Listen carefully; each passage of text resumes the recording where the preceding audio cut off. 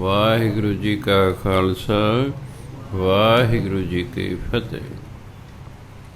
ਸ਼੍ਰੀ ਗੁਰੂ ਗ੍ਰੰਥ ਸਾਹਿਬ ਦੇ ਅੰਗ ਨੰਬਰ 164 ਤੇ ਵਿਚਾਲੇ ਜੇ ਕਰਕੇ ਹੈ 40 ਨੰਬਰ ਤੋਂ ਬਾਅਦ 164 ਸਫਾ। ਗੌੜੀ ਗੁਆਰੇਰੀ ਪਹਿਲਾ ਚੌਥਾ। ਰਾਗ ਦਾ ਨਾਮ ਹੈ ਗੌੜੀ ਗੁਆਰੇਰੀ। ਮਹਿਲਾ ਚੌਥਾ ਦਾ ਮਤਲਬ ਹੈ ਚੌਥੇ ਪਾਤਸ਼ਾਹ ਦੀ ਬਾਣੀ ਹੈ। ਚੌਥੇ ਪਾਤਸ਼ਾਹ ਕਹਿੰਦੇ, ਮਾਤਾ ਪ੍ਰੀਤ ਕਰੇ ਪੁੱਤ ਖਾਏ,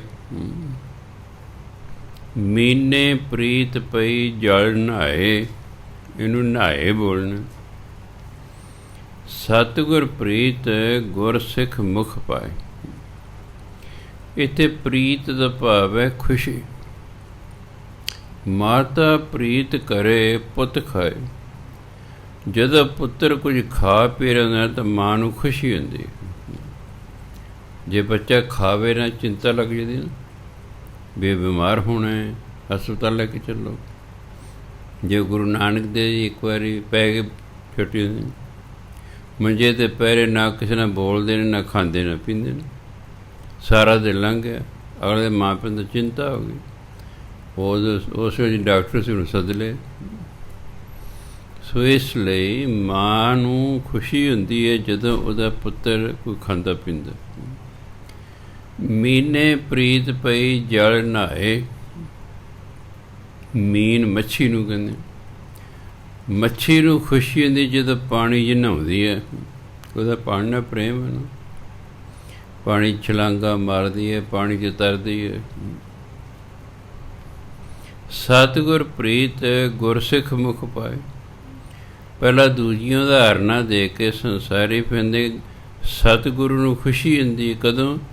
ਗੁਰਸਿੱਖ ਮੁਖ ਪਾਏ, ਜਦੋਂ ਗੁਰਸਿੱਖ ਮੂੰਹ 'ਚ ਕੋਈ ਚੀਜ਼ ਪਾਉਂਦਾ। ਮਾਂ ਨੂੰ ਖੁਸ਼ੀ ਹੁੰਦੀ ਪੁੱਤਰ ਖਾ ਰਿਹਾ ਹੈ। ਮੱਛੀ ਨੂੰ ਖੁਸ਼ੀ ਹੁੰਦੀ ਹੈ ਕਿ ਪਾਣੀ 'ਚ ਨਹਾ ਰਹੀ ਹੈ। ਇਸ ਤਰ੍ਹਾਂ ਗੁਰੂ ਮਹਾਰਾਜ ਨੂੰ ਖੁਸ਼ੀ ਹੁੰਦੀ ਕਿ ਮੇਰਾ ਗੁਰਸਿੱਖ ਖਾ ਪੀ ਰਿਹਾ। ਕਿ ਗੁਰੂ ਮਹਾਰਾਜ ਆਪਣੇ ਸਿੱਖ ਨੂੰ ਭੁੱਖਿਆ ਨਹੀਂ ਵੇਖਣਾ ਚਾਹੁੰਦੇ।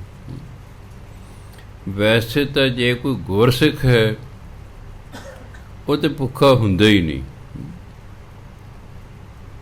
ਸਿੱਖ ਤਾਂ ਕੋਈ ਭੁੱਖਾ ਹੋ ਸਕਦਾ, ਗੁਰਸਿੱਖ ਨਹੀਂ ਭੁੱਖਾ ਹੁੰਦਾ।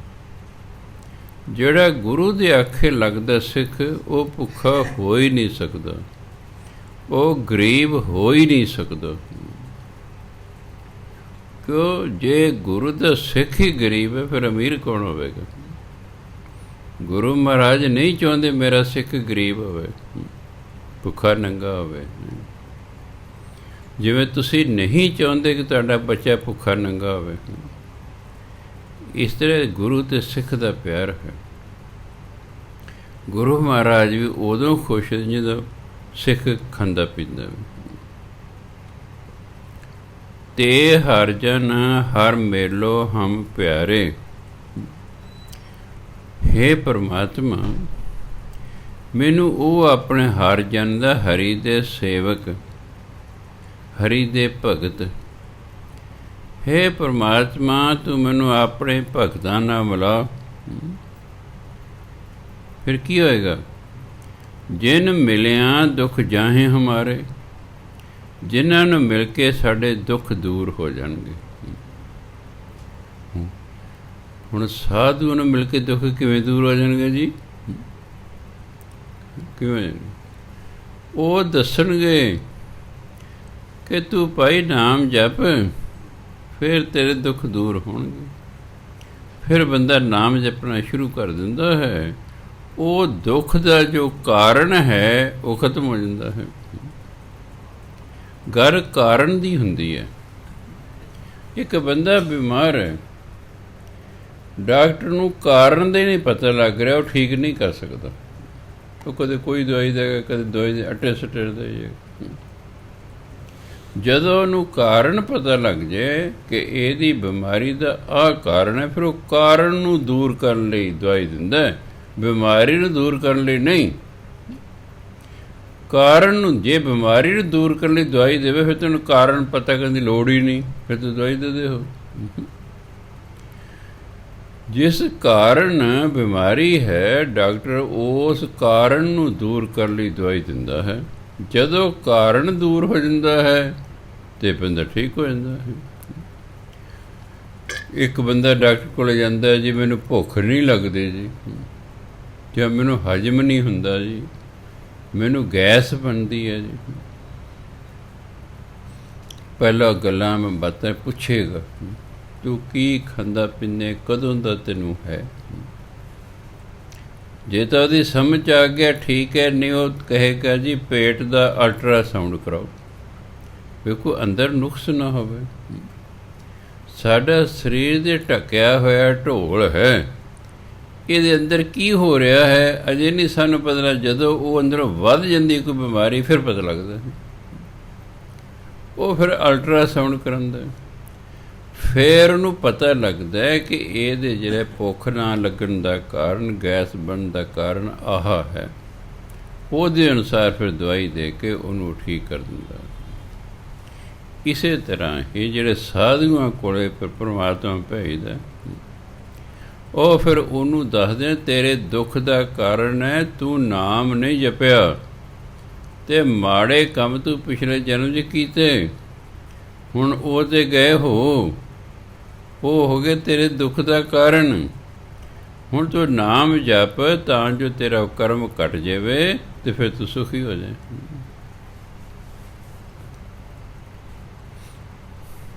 ਇਸ ਲਈ ਗੁਰੂ ਮਹਾਰਾਜ ਕਹਿੰਦੇ, ਜਿਨ ਮਿਲਿਆ ਦੁੱਖ ਜਾਹੇ ਹਮਾਰੇ, ਕਹਿੰਦੇ ਜਿਹੜੇ ਤੇਰੇ ਜਾਣਨੇ, ਜਿਹੜੇ ਤੇਰੇ ਭਗਤ ਨੇ ਨਾ, ਉਹਨਾਂ ਨੂੰ ਮਿਲ ਕੇ ਸਾਡੇ ਦੁੱਖ ਦੂਰ ਹੋ ਜਾਣਗੇ। ਇਸ ਲਈ ਸਾਡਾ ਉਹਨਾਂ ਨਾਲ ਮੇਲ ਕਰਾ। ਰਹਾਓ ਜਿਉ ਮਿਲ ਬਛਰੇ ਗਊ ਪ੍ਰੀਤ ਲਗਾਵੇ, ਕਾਮਨ ਪ੍ਰੀਤ ਜਾਂ ਫਿਰ ਘਰ ਆਵੇ, ਹਰ ਜਨ ਪ੍ਰੀਤ ਜਾਂ ਹਰ ਜਸ ਗਾਵੇ। ਜਿਉ ਮਿਲ ਬਛਰੇ, ਬਛਰੇ ਮਨ ਵੱਛੇ, ਵੱਛੇ ਨੂੰ ਮਿਲ ਕੇ ਗਾਂ ਨੂੰ ਖੁਸ਼ੀ ਹੁੰਦੀ ਹੈ, ਵੱਛੇ ਨੂੰ ਮਿਲ ਕੇ ਗਾਂ ਨੂੰ ਖੁਸ਼ੀ ਹੁੰਦੀ ਹੈ। ਕਾਮਨ ਪ੍ਰੀਤ ਜਾਂ ਫਿਰ ਘਰ ਆਵੇ, ਔਰਤ ਨੂੰ ਖੁਸ਼ੀ ਉਦੋਂ ਹੁੰਦੀ ਜਦੋਂ ਪਤੀ ਘਰ ਆਉਂਦਾ ਹੈ। ਘਰ ਆਉਂਦਾ, ਮਾਨੂੰ ਕੋ ਬਹੁਤ ਦੂਰ ਗਿਆ ਹੋਇਆ, ਆਏ ਨਹੀਂ ਕਈ ਦਿਨਾਂ ਦਾ, ਫਿਰ ਜਾਉਂਦਾ ਬੜੀ ਖੁਸ਼ੀ ਹੁੰਦੀ। ਹਾਂ, ਪਤੀ ਚੱਜਦਾ ਹੋਵੇ ਤਾਂ ਖੁਸ਼ੀ ਹੁੰਦੀ, ਨਹੀਂ ਕਿਤੇ ਕਿਤੇ ਸਿਆਪਾ ਆ ਗਿਆ, ਇਹ ਬਾਹਰ ਹੀ ਰਹਿੰਦਾ ਠੀਕ ਸੀ। ਇਹ ਵੀ ਹੁੰਦਾ ਹਾਲ, ਵੇਖ ਕੇ ਕਹਿੰਦੇ ਕਿਤੇ ਸੜਿਆ ਜਾ ਕੇ ਬਾਹਰ ਹੀ ਰਹਿੰਦਾ ਠੀਕ ਸੀ। ਕਿਉਂ? ਮਗਰੋਂ ਫਿਰ ਆਜ਼ਾਦੀ ਹੁੰਦੀ ਹੈ ਨਾ, ਉਹਦੇ ਐਂ ਦਾ ਟੋਕ ਟਕਾਈ ਸ਼ੁਰੂ ਹੋ ਜਾਣੀ ਹੈ। ਨਹੀਂ ਇਹ ਘਰ ਵਾਲਾ ਘਰ ਨਹੀਂ, ਆਪਾਂ ਨੂੰ ਕਿਹਦੇ ਡਰ ਨੇ, ਆਜ਼ਾਦੀ ਹੋ ਜਾਂਦੀ ਹੈ। ਅਤੇ ਜੇ ਭਈ ਆਪਸੀ ਪਿਆਰ ਹੈ ਫਿਰ ਖੁਸ਼ੀ ਹੁੰਦੀ ਵੀ ਮੇਰਾ ਪਤੀ ਆਇਆ ਹੈ। ਕਾਮਨ ਪ੍ਰੀਤ ਜਾਂ ਫਿਰ ਘਰ ਆਵੇ, ਔਰਤ ਨੂੰ ਖੁਸ਼ੀ ਉਦੋਂ ਹੁੰਦੀ ਜਦੋਂ ਦਾ ਪਤੀ ਘਰ ਆਉਂਦਾ। ਹਰ ਜਨ ਪ੍ਰੀਤ ਜਾਂ ਹਰ ਜਸ ਗਾਵੇ, ਜਿਹੜਾ ਹਰੀ ਦਾ ਭਗਤ ਹੁੰਦਾ ਉਹਨੂੰ ਖੁਸ਼ੀ ਤਾਂ ਹੁੰਦੀ ਹੈ ਜਦੋਂ ਹਰੀ ਦੇ ਗੁਣ ਗਾਉਂਦਾ ਹੈ। ਜਦੋਂ ਪਰਮਾਤਮਾ ਦੇ ਗੁਣ ਗਾਉਂਦਾ ਹੈ ਉਸ ਨੂੰ ਖੁਸ਼ੀ ਹੁੰਦੀ ਹੈ। ਸਾਰਿੰਗ ਪ੍ਰੀਤ ਬਸੈ ਜਲ ਧਾਰਾ, ਨਰਪਤ ਪ੍ਰੀਤ ਮਾਇਆ ਦੇਖ ਪਸਾਰਾ, ਹਰ ਜਨ ਪ੍ਰੀਤ ਜਪੈ ਨਿਰੰਕਾਰ। ਸਾਰਿੰਗ ਪਪੀਹਾ ਨੂੰ ਕਹਿੰਦੇ, ਪਪੀਹਾ ਖੁਸ਼ ਹੁੰਦਾ ਬਸੈ ਜਲ ਧਾਰਾ, ਜਦੋਂ ਮੀਂਹ ਪੈਂਦਾ। ਜਦੋਂ ਮੀਂਹ ਪੈਂਦਾ ਤਾਂ ਪਪੀਹਾ ਖੁਸ਼ ਹੁੰਦਾ ਹੈ ਵੀ ਹੁਣ ਮੈਂ ਪਾਣੀ ਪੀਆਂਗਾ, ਕਿਉਂਕਿ ਜਿਹੜਾ ਧਰਤੀ 'ਤੇ ਪਾਣੀ ਹੈ ਉਹ ਨਹੀਂ ਉਹ ਪੀ ਸਕਦਾ। ਕੁਦਰਤ ਵੱਲੋਂ ਦਾ ਕੋਈ ਐਸਾ ਸਿਸਟਮ ਹੈ, ਜਦੋਂ ਮੀਂਹ ਪੈਂਦਾ ਫਿਰ ਮੂੰਹ ਉੱਪਰ ਨੂੰ ਅੜਦਾ ਹੈ, ਉਹ ਫਿਰ ਕਣੀਆਂ ਉਹਦੇ ਮੂੰਹ 'ਚ ਪੈਂਦੀਆਂ, ਉਹਨਾਂ ਨੂੰ ਖੁਸ਼ੀ ਹੁੰਦੀ ਵੀ ਪਿਆਸ ਲੱਗੀ ਸੀ। ਸਾਰਿੰਗ ਪਪੀਹਾ ਸਾਰਿੰਗ ਪ੍ਰੀਤ ਬਸੈ ਜਲ ਧਾਰਾ। ਪਪੀਹੇ ਨੂੰ ਖੁਸ਼ੀ ਹੁੰਦੀ ਜਦੋਂ ਮੀਂਹ ਪੈਂਦਾ। ਨਰਪਤ ਪ੍ਰੀਤ ਮਾਇਆ ਦੇਖ ਪਸਾਰਾ। ਨਰਪਤ ਰਾਜੇ ਨੂੰ ਕਹਿੰਦੇ ਨੇ। ਰਾਜੇ ਨੂੰ ਖੁਸ਼ੀ ਹੁੰਦੀ ਜਦੋਂ ਬਹੁਤ ਮਾਇਆ ਦਾ ਪਸਾਰਾ ਵੇਖਦਾ, ਮੇਰੇ ਕੋਲ ਆਹ ਹੈ, ਮੇਰੇ ਕੋਲ ਉਹ ਹੈ, ਆਹ ਹੈ। ਵੈਸੇ ਮਾਇਆ ਨੂੰ ਵੇਖ ਕੇ ਤਾਂ ਸਾਰਿਆਂ ਨੂੰ ਖੁਸ਼ੀ ਹੁੰਦੀ ਹੈ। ਮਾਇਆ ਬੰਦੇ ਨੂੰ ਚੜ੍ਹਦੀਆਂ ਕਲਾਂ 'ਚ ਰੱਖਦੀ ਹੈ। ਗਰੀਬ ਤਾਂ ਵਿਚਾਰਾ ਢਹਿੰਦੀਆਂ ਕਲਾਂ 'ਚ ਰਹਿੰਦਾ, ਹੁਣ ਤਾਂ ਚਿੱਕਲ ਦੀ ਚਿੰਤਾ ਲੱਗੀ ਰਹਿੰਦੀ ਹੈ। ਮਾਇਆ ਬੰਦੇ ਨੂੰ ਚੜ੍ਹਦੀਆਂ ਕਲਾਂ 'ਚ ਰੱਖਦੀ ਹੈ। ਉਹਨੂੰ ਫਿਕਰ ਨਹੀਂ ਹੁੰਦਾ ਜੇ ਮੈਂ ਕੱਲ੍ਹ ਨੂੰ ਢਿੱਲਾ ਮੱਠਾ ਹੋ ਗਿਆ, ਮੈਨੂੰ ਕਿਸੇ ਤੋਂ ਪੈਸਾ ਫੜਨ ਦੀ ਲੋੜ ਨਹੀਂ, ਮੇਰੇ ਕੋਲ ਬੈਂਕ ਬੈਲੈਂਸ ਹੈਗਾ, ਮੈਂ ਆਪੇ ਖਰਚ ਕਰ ਲੂੰਗਾ। ਤੁਹਾਡੇ ਕੋਲ ਮਾਇਆ, ਤੁਹਾਡੇ ਰਿਸ਼ਤੇਦਾਰ ਦੋਸਤ ਮਿਲ ਤੁਹਾਡੇ ਨਾਲ ਵਰਤਦੇ ਰਹਿਣਗੇ। ਰਿਸ਼ਤੇਦਾਰ ਵੀ ਅਮੀਰ ਰਿਸ਼ਤੇਦਾਰ ਨਹੀਂ ਬਹੁਤਾ ਵਰਤਦੇ ਨੇ। ਕਿਉਂ? ਅਮੀਰ ਨੇ ਜਦੋਂ ਤੁਹਾਨੂੰ ਮਿਲਣਾ, ਉਹਨੇ ਕੋਈ ਲੈ ਕੇ ਆਉਣਾ ਖਾਣ ਪੀਣ ਨੂੰ। ਜਾਂਦਿਆਂ ਤੁਹਾਡੇ ਬੱਚਿਆਂ ਨੂੰ ਕੁਝ ਦੇ ਕੇ ਜਾਣਾ ਹੈ। ਤੁਸੀਂ ਅਮੀਰ ਨੂੰ ਮਿਲਣ ਚਲੇ ਗਏ ਤਾਂ ਵੀ ਨਹੀਂ, ਜੇ ਤੋਰਨਾ ਹੈ ਤੁਹਾਨੂੰ ਕੁਝ ਦੇ ਕੇ ਤੋਰਨਾ ਹੈ। ਇਸ ਲਈ ਮਾਇਆ ਬੰਦੇ ਨੂੰ ਵੈਸੇ ਹੀ ਚੜ੍ਹਦੀਆਂ ਕਲਾਂ 'ਚ ਰੱਖਦੀ ਹੈ। ਪਰ ਉਹਨਾਂ ਨਰਪਤ ਰਾਜੇ ਦਾ ਉਦਾਹਰਣ ਦਿੱਤੀ ਹੈ। ਨਰਪਤ ਪ੍ਰੀਤ ਮਾਇਆ ਦੇਖ ਪਸਾਰ। ਰਾਜਾ ਖੁਸ਼ ਹੁੰਦਾ ਮਾਇਆ ਦੇ ਪਸਾਰੇ ਨੂੰ ਵੇਖ ਕੇ, ਵੀ ਮੇਰੇ ਕੋਲ ਬਹੁਤ ਮਾਇਆ, ਮੈਂ ਮਾਇਆ ਨਾਲ ਮੈਂ ਆਹ ਕੁਛ ਬਣਾ ਲਿਆ ਹੈ। ਹਰ ਜਨ ਪ੍ਰੀਤ ਜਪੈ ਨਿਰੰਕਾਰ। ਜਿਹੜਾ ਪਰਮਾਤਮਾ ਦਾ ਭਗਤ ਹੈ ਉਹਨੂੰ ਖੁਸ਼ੀ ਹੁੰਦੀ ਜਦੋਂ ਨਾਮ ਜਪਦਾ, ਉਹਨੂੰ ਨਾਮ ਜਪ ਕੇ ਖੁਸ਼ੀ ਹੁੰਦੀ। ਕਿਸੇ ਨੂੰ ਮਾਇਆ ਵੇਖ ਕੇ ਖੁਸ਼ੀ ਹੁੰਦੀ ਹੈ, ਕਿਸੇ ਨੂੰ ਵਰਖਾ ਵੇਖ ਕੇ ਖੁਸ਼ੀ ਹੁੰਦੀ ਹੈ। ਜਿਹੜਾ ਪਰਮਾਤਮਾ ਦਾ ਭਗਤ ਹੈ ਉਹਨੂੰ ਨਾਮ ਜਪ ਕੇ ਖੁਸ਼ੀ ਹੁੰਦੀ। ਨਰ ਪ੍ਰਾਣੀ ਪ੍ਰੀਤ ਮਾਇਆ ਧਨ ਖਾਟੇ। ਗੁਰ ਸਿੱਖ ਪ੍ਰੀਤ ਗੁਰ ਮਿਲੈ ਗਲਾਟੇ। ਜਨ ਨਾਨਕ ਪ੍ਰੀਤ ਸਾਧ ਪਗ ਚਾਟੇ। ਨਰ ਪ੍ਰਾਣੀ ਪ੍ਰੀਤ। ਮਨੁੱਖ ਉਦੋਂ ਖੁਸ਼ ਹੁੰਦਾ ਹੈ ਮਾਇਆ ਧਨ ਖਾਟੇ, ਜਦ ਮਾਇਆ ਕਮਾ ਕੇ ਲਿਆਉਂਦਾ ਹੈ। ਜਦੋਂ ਮਨੁੱਖ ਮਾਇਆ ਕਮਾ ਕੇ ਲਿਆਉਂਦਾ ਹੈ ਉਹਨੂੰ ਖੁਸ਼ੀ ਹੁੰਦੀ ਹੈ। ਗੁਰਸਿੱਖ ਪ੍ਰੀਤ ਗੁਰ ਮਿਲੈ ਗਲਾਟੇ। ਅਤੇ ਗੁਰਸਿੱਖ ਨੂੰ ਖੁਸ਼ੀ ਹੁੰਦੀ ਹੈ ਜਦੋਂ ਗੁਰੂ ਉਹਨੂੰ ਗਲ ਲਾ ਕੇ ਮਿਲਦਾ ਹੈ। ਇੱਕ ਹੁੰਦਾ ਸਤਿ ਸ੍ਰੀ ਅਕਾਲ ਜੀ, ਸਤਿ ਸ੍ਰੀ ਅਕਾਲ ਜੀ। ਇੱਕ ਹੁੰਦਾ ਹੈ ਹੱਥ ਮਿਲਾ ਲੈਣਾ। ਇੱਕ ਹੁੰਦਾ ਗਲਵੱਕੜੀ ਪਾ ਕੇ ਮਿਲਣਾ। ਉਹ ਪਿਆਰ ਦੀ ਨਿਸ਼ਾਨੀ ਹੁੰਦੀ ਹੈ। ਮਿਲੇ ਗਲਾਟੇ, ਗਲ ਤੋਂ ਪਾ। ਗੁਰਸਿੱਖ ਨੂੰ ਖੁਸ਼ੀ ਹੁੰਦੀ ਜਦੋਂ ਗੁਰੂ ਮਹਾਰਾਜ ਉਹਨੂੰ ਗਲ ਲੱਗ ਕੇ ਮਿਲਦੇ ਨੇ। ਜਨ ਨਾਨਕ ਪ੍ਰੀਤ ਸਾਧ ਪਗ ਚਾਟੇ। ਦਾਸ ਨਾਨਕ ਦੀ ਤਾਂ ਕਹਿੰਦੇ ਖੁਸ਼ੀ ਉਦੋਂ ਹੁੰਦੀ ਜਦੋਂ ਸਾਧ ਪਗ ਚਾਟੇ। ਜਦੋਂ ਮੈਂ ਗੁਰੂ ਦੇ ਚਰਨਾਂ ਨੂੰ ਚੁੰਮਦਾ ਹਾਂ, ਕਹਿੰਦੇ ਮੈਨੂੰ ਉਦੋਂ ਖੁਸ਼ੀ ਹੁੰਦੀ। ਕਹਿੰਦੇ ਮੈਨੂੰ ਉਦੋਂ ਖੁਸ਼ੀ ਹੁੰਦੀ ਜਦੋਂ ਗੁਰੂ ਦੇ ਚਰਨਾਂ ਨੂੰ ਚੁੰਮਦਾ ਹਾਂ। ਗੌੜੀ ਗੁਆਰੇਰੀ ਮਹਿਲਾ ਚੌਥਾ। ਅੱਗੇ ਫਿਰ ਚੌਥੇ ਪਾਤਸ਼ਾਹ ਫਰਮਾਨ ਕਰਦੇ ਨੇ। ਭੀਖਕ ਪ੍ਰੀਤ ਭੀਖ ਪ੍ਰਭ ਪਾਏ। ਭੂਖੇ ਪ੍ਰੀਤ ਹੋਵੇ ਅੰਨ ਖਾਏ। ਗੁਰਸਿੱਖ ਪ੍ਰੀਤ ਗੁਰ ਮਿਲ ਅਗਾਏ। ਭੀਖਕ ਮੰਗਤੇ ਨੂੰ ਕਹਿੰਦੇ। ਮੰਗਤੇ ਨੂੰ ਖੁਸ਼ੀ ਕਦੋਂ ਆਉਂਦੀ ਹੈ? ਭੀਖ ਪ੍ਰਭ ਪਾਏ, ਜਦੋਂ ਪਰਮਾਤਮਾ ਵੱਲੋਂ ਉਹਨੂੰ ਭਿੱਖਿਆ ਮਿਲਦੀ ਹੈ ਕਿ ਉਹ ਮੰਗਣ ਜਾਂਦਾ। ਮੰਗਤੇ ਨੂੰ ਕੋਈ ਮਿਲ ਗਿਆ ਹੈ ਉਹਨੂੰ ਖੁਸ਼ੀ ਹੈ। ਭੀਖ ਹਿੰਦੀ ਦਾ ਸ਼ਬਦ ਹੈ, ਭਿੱਖਿਆ। ਮੰਗਤਾ ਭੀਖ ਮੰਗਦਾ ਜੀ। ਭੀਖ ਤੋਂ ਬਣਿਆ ਭੀਖਕ। ਮੰਗਣ ਵਾਲਾ, ਭੀਖ ਮੰਗਣ ਵਾਲਾ, ਮੰਗਤਾ। ਮੰਗਤੇ ਨੂੰ ਖੁਸ਼ੀ ਹੁੰਦੀ ਹੈ ਜਦੋਂ ਉਹਨੂੰ ਭੀਖ ਮਿਲਦੀ ਹੈ। ਭੁੱਖੇ ਪ੍ਰੀਤ ਹੋਵੇ ਅੰਨ ਖਾਏ। ਭੁੱਖੇ ਨੂੰ ਖੁਸ਼ੀ ਉਦੋਂ ਆਉਂਦੀ ਜਦੋਂ ਉਹ ਅੰਨ ਖਾਂਦਾ ਹੈ। ਕੋਈ ਭੁੱਖਾ ਖਾਣ ਨੂੰ ਰੋਟੀ ਮਿਲ ਗਈ, ਖੁਸ਼। ਗੁਰ ਸਿੱਖ ਪ੍ਰੀਤ ਗੁਰ ਮਿਲ ਅਗਾਏ। ਅਗਾਏ ਹੁੰਦਾ ਰੱਜ ਜਾਣਾ। ਗੁਰ ਸਿੱਖ ਨੂੰ ਉਦੋਂ ਖੁਸ਼ੀ ਹੁੰਦੀ ਹੈ ਜਦੋਂ ਗੁਰੂ ਨੂੰ ਮਿਲ ਕੇ ਉਹਦਾ ਮਨ ਰੱਜ ਜਾਂਦਾ, ਤ੍ਰਿਪਤ ਹੋ ਜਾਂਦਾ। ਉਹਨੂੰ ਗੁਰੂ ਨੂੰ ਮਿਲ ਕੇ ਖੁਸ਼ੀ ਹੁੰਦੀ ਹੈ। ਭੁੱਖੇ ਨੂੰ ਅੰਨ ਖਾ ਕੇ ਖੁਸ਼ੀ ਹੁੰਦੀ ਹੈ। ਮੰਗਤੇ ਨੂੰ ਭੀਖ ਮੰਗ ਕੇ ਖੁਸ਼ੀ ਹੁੰਦੀ ਹੈ। ਅਤੇ ਗੁਰਸਿੱਖ ਨੂੰ ਗੁਰੂ ਨਾਲ ਮਿਲ ਕੇ ਖੁਸ਼ੀ ਹੁੰਦੀ ਹੈ। ਹਰ ਦਰਸ਼ਨ ਦੇਹੋ ਹਰ ਆਸ ਤੁਮਾਰੀ। ਕਰ ਕਿਰਪਾ ਲੋਚ ਪੂਰ ਹਮਾਰੀ। ਹਰ ਦਰਸ਼ਨ ਦੇਹੋ ਹਰ ਆਸ ਤੁਮਾਰੀ। ਹੇ ਪਰਮਾਤਮਾ, ਮੈਨੂੰ ਤੇਰੇ 'ਤੇ ਆਸ ਹੈ, ਇਸ ਲਈ ਤੂੰ ਮੈਨੂੰ ਦਰਸ਼ਨ ਦੇ। ਮੈਨੂੰ ਦਰਸ਼ਨ ਦੇ, ਕਿਉਂਕਿ ਜਦੋਂ ਪਰਮਾਤਮਾ ਦੇ ਦਰਸ਼ਨ ਹੁੰਦੇ ਨੇ ਸਭੇ ਆਸਾਂ ਪੂਰੀਆਂ ਜਾਂ ਪਾਇਆ ਅਗੰਮ ਅਪਾਰ।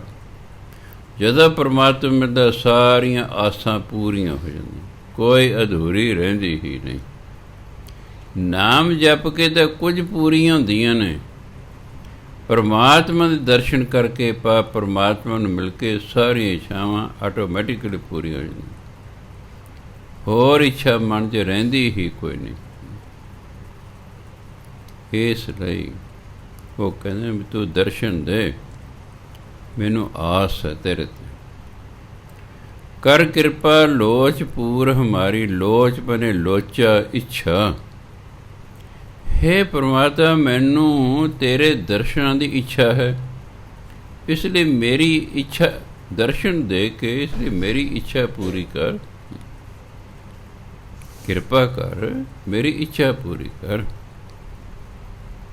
ਰਾਮ ਚੱਕਵੀ ਪ੍ਰੀਤ ਸੂਰਜ ਮੁਖ ਲਾਗੈ। ਮਿਲੈ ਪਿਆਰੇ ਸਭ ਦੁੱਖ ਤਿਆਗੈ। ਗੁਰ ਸਿੱਖ ਪ੍ਰੀਤ ਗੁਰੂ ਮੁਖ ਲਾਗੈ। ਚੱਕਵੀ, ਚੱਕਵੀ ਅਤੇ ਚੱਕਵਾ ਕੁਦਰਤ ਵੱਲੋਂ ਨਿਯਮ ਹੈ। ਉਹ ਦਿਨੇ ਇਕੱਠੇ ਰਹਿੰਦੇ ਨੇ। ਜਿਉਂ ਹੀ ਦਿਨ ਛਿਪਦਾ ਹੈ, ਚੱਕਵਾ ਚੱਕਵੀ ਨੂੰ ਛੱਡ ਕੇ ਕਿਤੇ ਹੋਰ ਚਲੇ ਜਾਂਦਾ। ਰਾਤ ਨੂੰ ਦੋਨੋਂ ਇਕੱਠੇ ਨਹੀਂ ਰਹਿੰਦੇ। ਇਸ ਲਈ ਚੱਕਵੀ ਨੂੰ ਖੁਸ਼ੀ ਹੁੰਦੀ ਹੈ ਜਦੋਂ ਸੂਰਜ ਦਿਸਦਾ ਵੀ ਹਾਂ ਹੁਣ ਮੇਰਾ ਪਿਆਰਾ ਚੱਕਵਾ ਆਵੇਗਾ। ਉਹਨੂੰ ਸੂਰਜ ਮੁੱਖ ਲੱਗ ਗਿਆ ਜੇ ਸੂਰਜ ਦਿਸਦਾ। ਚੱਕਵੇ ਨੂੰ ਖੁਸ਼ੀ ਹੁੰਦੀ ਹੈ ਜਦੋਂ ਉਹਨੂੰ ਸੂਰਜ ਦਿਸਦਾ। ਮਿਲੇ ਪਿਆਰੇ ਸਭ ਦੁੱਖ ਤਿਆਗੈ। ਉਹ ਫਿਰ ਆਪਣੇ ਪਿਆਰੇ ਨੂੰ ਮਿਲਦੀ ਹੈ ਅਤੇ ਜਿਹੜਾ ਰਾਤ ਦੇ ਵਿਛੋੜੇ ਦਾ ਦੁੱਖ ਸੀ ਉਹ ਖਤਮ ਹੋ ਜਾਂਦਾ। ਗੁਰਸਿੱਖ ਪ੍ਰੀਤ ਗੁਰੂ ਮੁਖ ਲਾਗੈ। ਅਤੇ ਗੁਰਸਿੱਖ ਨੂੰ ਖੁਸ਼ੀ ਹੁੰਦੀ ਜੇ ਗੁਰੂ ਦੇ ਦਰਸ਼ਨ ਕਰਦਾ ਹੋ, ਮੁਖ ਲਾਗੈ, ਦਰਸ਼ਨ ਕਰਦਾ। ਚੱਕਵੀ ਨੂੰ ਖੁਸ਼ੀ ਹੁੰਦੀ ਹੈ ਜਦੋਂ ਸੂਰਜ ਚੜ੍ਹਦਾ ਹੈ, ਅਤੇ ਗੁਰਸਿੱਖ ਨੂੰ ਖੁਸ਼ੀ ਹੁੰਦੀ ਹੈ ਜਦੋਂ ਗੁਰੂ ਦੇ ਦਰਸ਼ਨ ਕਰਦਾ ਹੈ। ਗੁਰਮੁਖ ਲੱਗ ਗੁਰੂ ਦਰਸ਼ਨ ਕਰਦਾ। ਬਛਰੇ ਪ੍ਰੀਤ ਖੀਰ ਮੁਖ ਖਾਏ। ਹਿਰਦੈ ਬਿਕਸੈ ਦੇਖੈ ਮਾਏ। ਗੁਰਸਿੱਖ ਪ੍ਰੀਤ ਗੁਰੂ ਮੁਖ ਲਾਏ। ਬਛਰੇ ਵੱਛੇ ਨੂੰ ਕਹਿੰਦੇ। ਵੱਛੇ ਨੂੰ ਖੁਸ਼ੀ ਹੁੰਦੀ ਹੈ ਕਦੋਂ? ਖੀਰ ਮੁਖ ਖਾਏ। ਖੀਰ ਮਾਨੇ ਦੁੱਧ। ਫਾਰਸੀ ਦਾ ਸ਼ਬਦ ਹੈ ਸ਼ੀਰ। ਸ਼ੀਰ ਮਾਨੇ ਦੁੱਧ। ਉਸ ਤੋਂ ਬਣਿਆ ਖੀਰ। ਜੇ ਰਾਰੇ ਨੂੰ ਔਕੜ ਨਾ ਹੁੰਦਾ ਫਿਰ ਖੀਰ ਜਿਹੜੀ ਆਪਾਂ ਦੁੱਧ ਤੋਂ ਬਣਾਉਣੇ ਆ ਫਿਰ ਉਹ ਹੋ ਜਾਣੀ ਸੀ। ਅਤੇ ਸਪੈਲਿੰਗ ਹੋਣੇ ਸੀ ਕੱਖੇ ਨੂੰ ਬੈਰੀ, ਰਾਰੇ ਨੂੰ ਸਿਹਾਰੀ, ਇਸਤਰੀ ਲਿੰਗ ਹੋ ਜਾਣਾ ਸੀ ਉਹ। ਹੁਣ ਖੀਰ ਨੂੰ ਔਂਕੜ ਹੈ, ਹੁਣ ਇਸਤਰੀ ਲਿੰਗ ਨਹੀਂ ਰਿਹਾ। ਹੁਣ ਇਸਤਰੀ ਲਿੰਗ ਨਹੀਂ ਰਿਹਾ। ਇਹਦਾ ਅਰਥ ਹੈ ਦੁੱਧ। ਵੱਛੇ ਨੂੰ ਖੁਸ਼ੀ ਹੁੰਦੀ ਹੈ ਜਦੋਂ ਦੁੱਧ ਮੂੰਹ 'ਚ ਪਾਉਂਦਾ ਹੈ। ਬਾਅਦ ਦੁੱਧ ਪੀਂਦਾ। ਹਿਰਦੈ ਬਿਕਸੈ ਦੇਖੈ ਮਾਏ, ਉਹ ਆਪਣੀ ਮਾਂ ਨੂੰ ਵੇਖ ਕੇ ਹਿਰਦੇ 'ਚ ਬੜਾ ਖੁਸ਼ ਹੁੰਦਾ। ਕਿਉਂ? ਮਾਂ ਤੋਂ ਇਹਨੇ ਦੁੱਧ ਪੀਣਾ ਨਾ, ਮਾਂ ਹੋਊਗੀ ਤਾਂ ਦੁੱਧ ਪੀਵੇਗਾ, ਇਸ ਲਈ ਮਾਂ ਨੂੰ ਵੇਖ ਕੇ ਖੁਸ਼ ਹੁੰਦਾ, ਵੇਖ ਖੁਸ਼ ਹੁੰਦਾ। ਗੁਰਸਿੱਖ ਪ੍ਰੀਤ ਗੁਰੂ ਮੁਖ ਲਾਏ, ਅਤੇ ਗੁਰਸਿੱਖ ਨੂੰ ਖੁਸ਼ੀ ਹੁੰਦੀ ਜਦੋਂ ਗੁਰੂ ਉਹਨੂੰ ਮੁੱਖ ਲਾਉਂਦਾ, ਭਾਵ ਦਰਸ਼ਨ ਦਿੰਦਾ। ਗੁਰਸਿੱਖ ਨੂੰ ਖੁਸ਼ੀ ਜਦੋਂ ਗੁਰੂ ਮਹਾਰਾਜ ਉਸ ਨੂੰ ਦਰਸ਼ਨ ਦਿੰਦੇ। ਹੋਰ ਸਭ ਪ੍ਰੀਤ ਮਾਇਆ ਮੋਹ ਕਾਚਾ, ਬਿਨ ਸਜਾਏ ਕੂਰਾ ਕਛ ਪਾਚਾ, ਜਨ ਨਾਨਕ ਪ੍ਰੀਤ ਤ੍ਰਿਪਤ ਗੁਰ ਸਾਚਾ। ਹੋਰ ਸਭ ਪ੍ਰੀਤ, ਹੋਰ ਹਰ ਪ੍ਰਕਾਰ ਦੀ ਪ੍ਰੀਤ ਇਹ ਮਾਇਆ ਦੇ ਮੋਹ ਕਾਰਨ ਹੈ। ਹੋਰ ਸਭ ਪ੍ਰੀਤ ਮਾਇਆ ਦਾ ਮੋਹ ਹੈ, ਅਤੇ ਇਹ ਮੋਹ ਕੱਚਾ ਹੈ, ਪੱਕਾ ਨਹੀਂ। ਪੱਕਾ ਤਾਂ ਸਿਰਫ ਪਰਮਾਤਮਾ ਨਾਲ ਹੀ ਪਿਆਰ ਪੱਕਾ ਹੁੰਦਾ ਹੈ। ਬਾਕੀ ਸੰਸਾਰ ਦੀ ਕਿਸੇ ਵੀ ਚੀਜ਼ ਨਾਲ ਜਿਹੜਾ ਪਿਆਰ ਹੈ, ਇਹਨੂੰ ਗੁਰੂ ਨੇ ਕੱਚਾ ਗਿਣਿਆ। ਹੋਰ ਹਰ ਇੱਕ ਪ੍ਰਕਾਰ ਦਾ ਪਿਆਰ ਇਹ ਕੱਚਾ ਮੋਹ ਹੈ ਮਾਇਆ ਦਾ, ਮਾਇਆ ਦੇ ਕੱਚੇ ਮੋਹ ਵਰਗਾ ਹੈ। ਬਿਨ ਸਜਾਏ ਕੂਰਾ ਕੱਚ ਪਚ, ਪਚ ਕੂਰਾ ਮਨੇ ਝੂਠਾ, ਕੱਚ ਪਚ ਕੱਚਾ। ਜਿਵੇਂ ਆਪਾਂ ਇਹ ਫਲਾਣਾ ਜੀ ਕੱਚਾ ਪਿੱਲਾ, ਕਈ ਵਾਰੀ ਦੋ ਦੋ ਸ਼ਬਦ ਵਰਤੇ ਹੁੰਦੇ ਨੇ। ਇਹ ਮਾਇਆ ਦਾ ਮੋਹ ਕੂਰਾ ਝੂਠਾ ਹੈ, ਇਹ ਕੱਚਾ ਹੈ, ਬਿਨ ਸਜਾਏ ਇਹਨੇ ਖਤਮ ਹੋ ਜਾਣਾ, ਕਿਉਂਕਿ ਮਾਇਆ ਸਦਾ ਨਹੀਂ ਰਹਿਣੀ। ਮਾਇਆ ਸਦਾ ਨਹੀਂ ਰਹਿਣੀ, ਇਸ ਲਈ ਮਾਇਆ ਨਾਲ ਮੋਹ ਵੀ ਕੱਚਾ ਹੈ, ਕਿਉਂਕਿ ਉਹ ਜਦ ਮਾਇਆ ਗਈ ਮੋਹ ਖਤਮ ਹੋ ਜਾਣਾ। ਜਨ ਨਾਨਕ ਪ੍ਰੀਤ ਤ੍ਰਿਪਤ ਗੁਰ ਸਾਚਾ, ਕਹਿੰਦੇ ਜਿਹੜਾ ਪ੍ਰਮਾਤਮਾ ਦਾ ਭਗਤ ਹੈ ਨਾ, ਉਹਨੂੰ ਖੁਸ਼ੀ ਹੁੰਦੀ ਤ੍ਰਿਪਤ ਗੁਰ ਸੱਚ, ਜਦੋਂ ਉਹ ਗੁਰੂ ਨੂੰ ਮਿਲ ਕੇ ਤ੍ਰਿਪਤ ਹੋ ਜਾਂਦਾ ਹੈ, ਉਹ ਸੰਤੁਸ਼ਟ ਹੋ ਜਾਂਦਾ ਹੈ, ਉਹਦਾ ਮਨ ਰੱਜ ਜਾਂਦਾ ਹੈ, ਉਦੋਂ ਉਹਨੂੰ ਖੁਸ਼ੀ ਹੁੰਦੀ ਹੈ।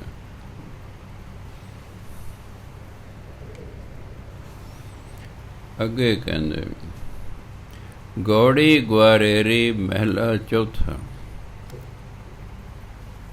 ਚੌਥੇ ਪਾਤਸ਼ਾਹ ਫਿਰ ਫਰਮਾਨ ਕਰਦੇ ਨੇ, ਸਤਿਗੁਰ ਸੇਵਾ ਸਫਲ ਹੈ ਬਣੀ, ਜਿਤ ਬਿਲ ਹਰ ਨਾਮ ਧਿਆਇਆ ਹਰ ਧਣੀ, ਜਿਨ ਹਰ ਜਪਿਆ ਤਿਨ ਪੀਛੇ ਛੂਟੀ ਘਣੀ।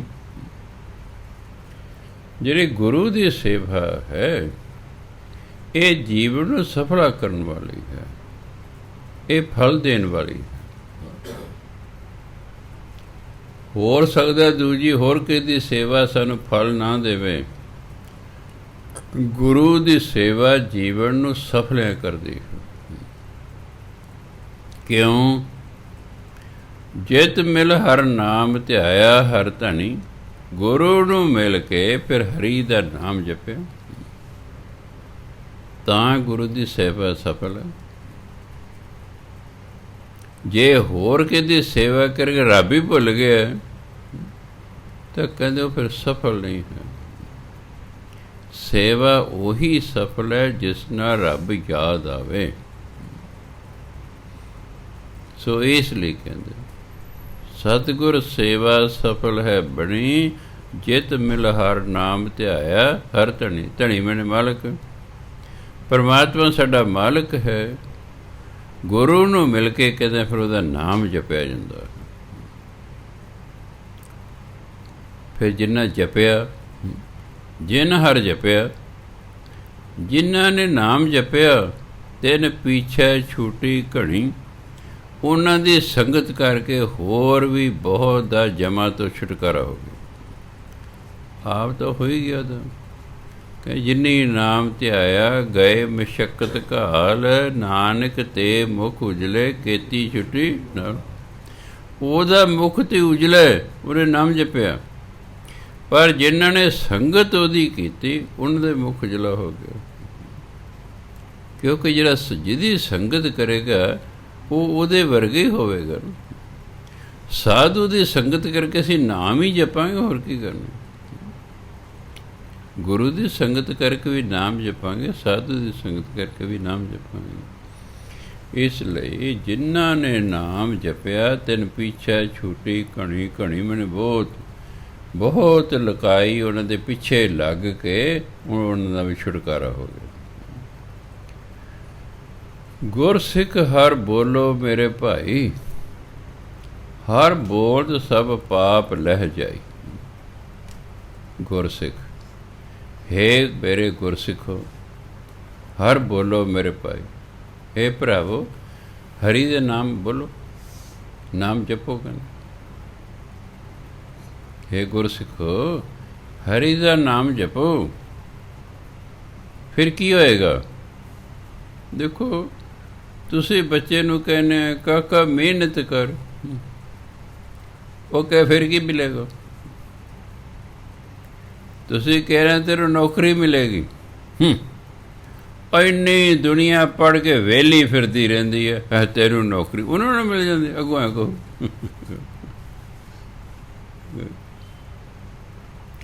ਜਿਹੜੇ ਚੱਜਦੇ ਨੇ ਨਾ, ਉਹਨਾਂ ਨੂੰ ਹੁਣ ਵੀ ਨੌਕਰੀਆਂ ਮਿਲਦੀਆਂ, ਅਤੇ ਮਿਲਦੀਆਂ ਰਹਿਣਗੀਆਂ। ਨੌਕਰੀਆਂ ਨੇ ਮੁੱਕ ਨਹੀਂ ਜਾਣਾ, ਕੰਮਾਂ ਨੇ ਕੋਈ ਮੁੱਕਣਾ।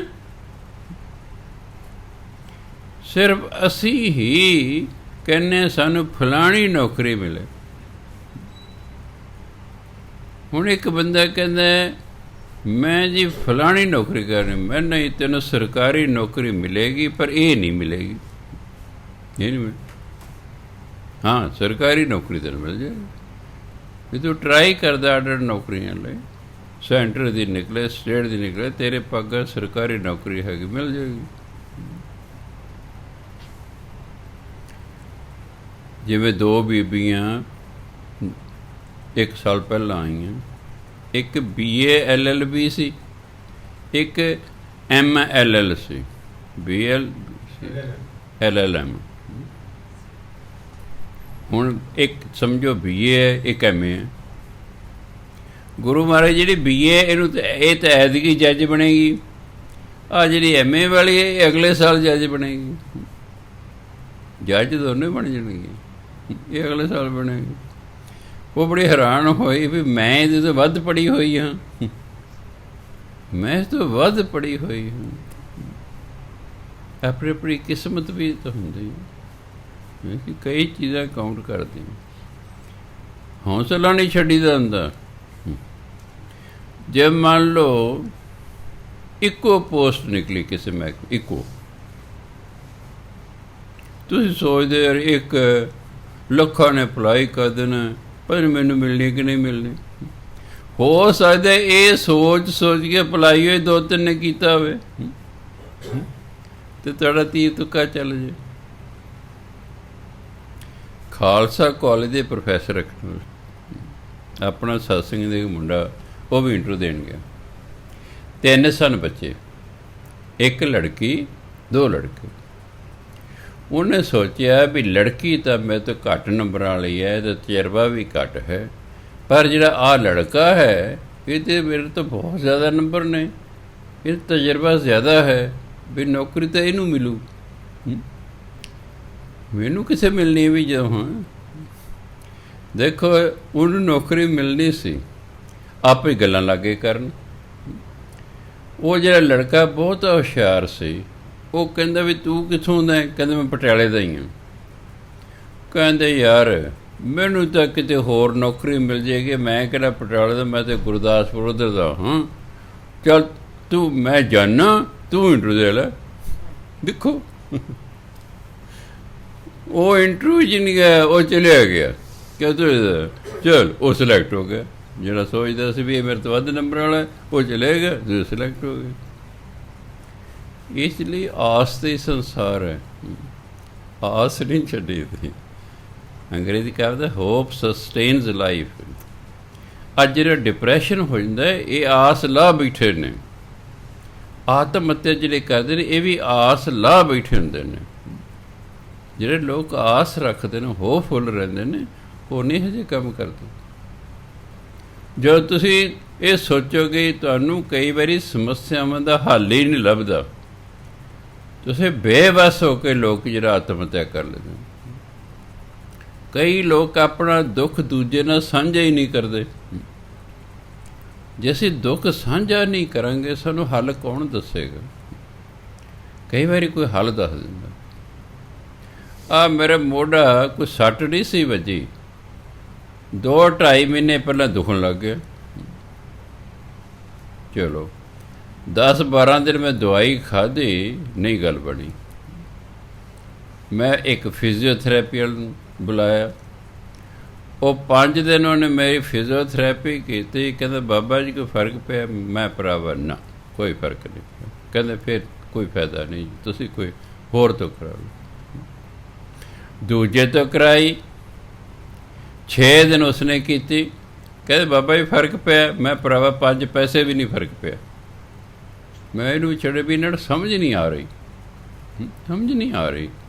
ਹਾਲਾਂਕਿ ਬੰਨੇ ਥੈਰੇਪਿਸਟ ਨਹੀਂ ਆ ਰਹੀ ਸਮਝ। ਫਿਰ ਇੱਕ ਹੋਰ ਨੂੰ ਸੱਦਿਆ ਮੈਂ, ਉਹ 300 ਰੁਪਏ ਰੋਜ਼ ਲੈਂਦਾ ਸੀ। 15 ਦਿਨ ਉਹ ਕਰਦਾ ਰਿਹਾ, ਨਹੀਂ ਗੱਲ ਬਣੀ।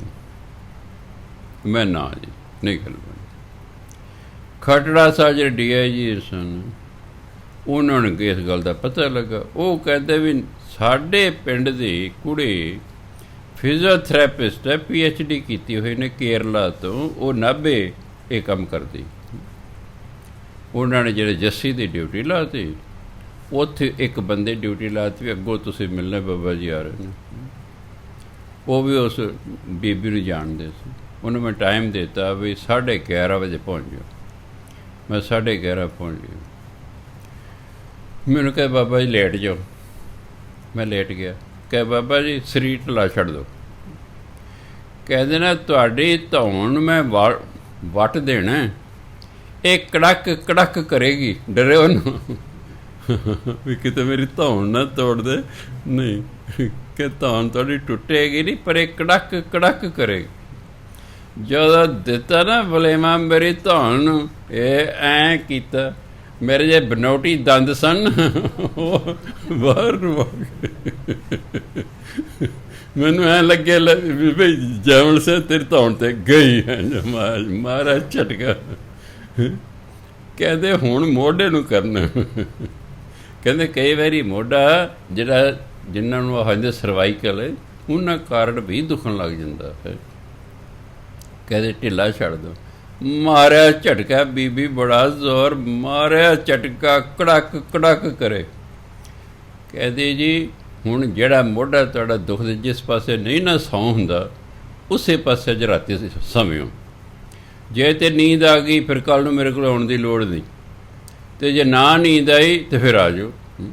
ਅਤੇ ਮੈਂ ਸੁੱਤਾ ਬੜੇ ਆਰਾਮ ਨਾਲ, ਰਾਤ ਨੂੰ ਸੁੱਤਾ। ਮੈਂ ਯਾਰ ਕਮਾਲ ਦੀ ਬੀਬੀ ਹੈ, ਇੱਕੋ ਸਿਟਿੰਗ ਦੇ ਵਿੱਚ ਕੰਮ ਨਿਬੇੜਦਾ।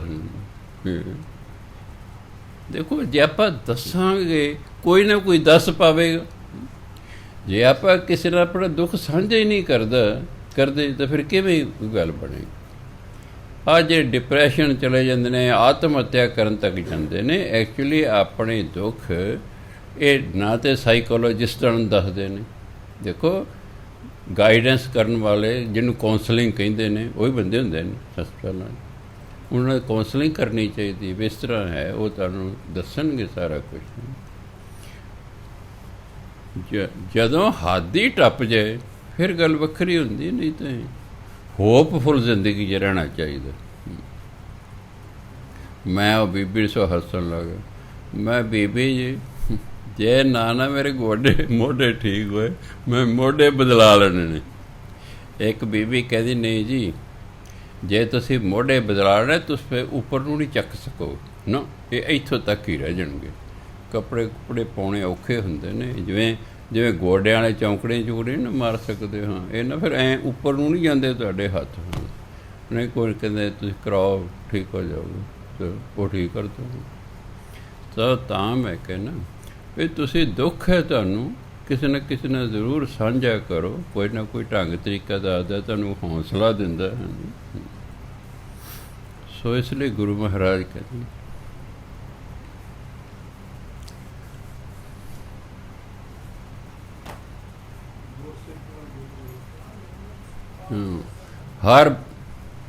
ਹਰ ਬੋਲਤ ਸਭ ਪਾਪ ਲਹਿ ਜਾਈ। ਕਹਿੰਦੇ ਪ੍ਰਮਾਤਮਾ ਦਾ ਨਾਮ ਜਪੋ। ਗੁਰਸਿੱਖ ਹਰ ਬੋਲੋ ਮੇਰੇ ਭਾਈ, ਹੈ ਮੇਰੇ ਭਰਾਵੋ ਗੁਰਸਿੱਖੋ, ਹਰੀ ਦਾ ਨਾਮ ਜਪੋ। ਫਿਰ ਕੀ ਹੋਏਗਾ? ਹਰ ਬੋਲਤ ਸਭ ਪਾਪ ਲਹਿ ਜਾਈ। ਹਰੀ ਦਾ ਨਾਮ ਜਪਣਾ, ਹਰ ਪ੍ਰਕਾਰ ਦਾ ਪਾਪ ਖਤਮ ਹੋ ਜਾਏਗਾ। ਸਾਡੀ ਜ਼ਿੰਦਗੀ 'ਚ ਦੁੱਖ ਇੱਕ ਤਾਂ ਟੈਂਪਰੇਰੀ ਦੁੱਖ ਹੁੰਦੇ ਨੇ। ਗਰਮੀ, ਕਿਸੇ ਨੂੰ ਗਰਮੀ ਲੱਗ ਗਈ, ਬੁਖਾਰ ਹੋ ਗਿਆ। ਸਰਦੀ, ਕਿਸੇ ਨੂੰ ਜ਼ੁਕਾਮ ਖੰਘ ਹੋ ਗਈ। ਇਹ ਤਾਂ ਸੀਜ਼ਨਲ ਹੁੰਦੇ ਨੇ। ਪਰ ਕਿਸੇ ਨੂੰ ਹੁਣ ਕੈਂਸਰ ਹੋ ਗਿਆ, ਕਿਸੇ ਨੂੰ TB ਹੋ ਗਈ ਹੈ। ਕਈ ਦੁੱਖ ਬੜੇ ਲੰਮੇ ਚੱਲਣ ਵਾਲੇ ਹੁੰਦੇ ਨੇ।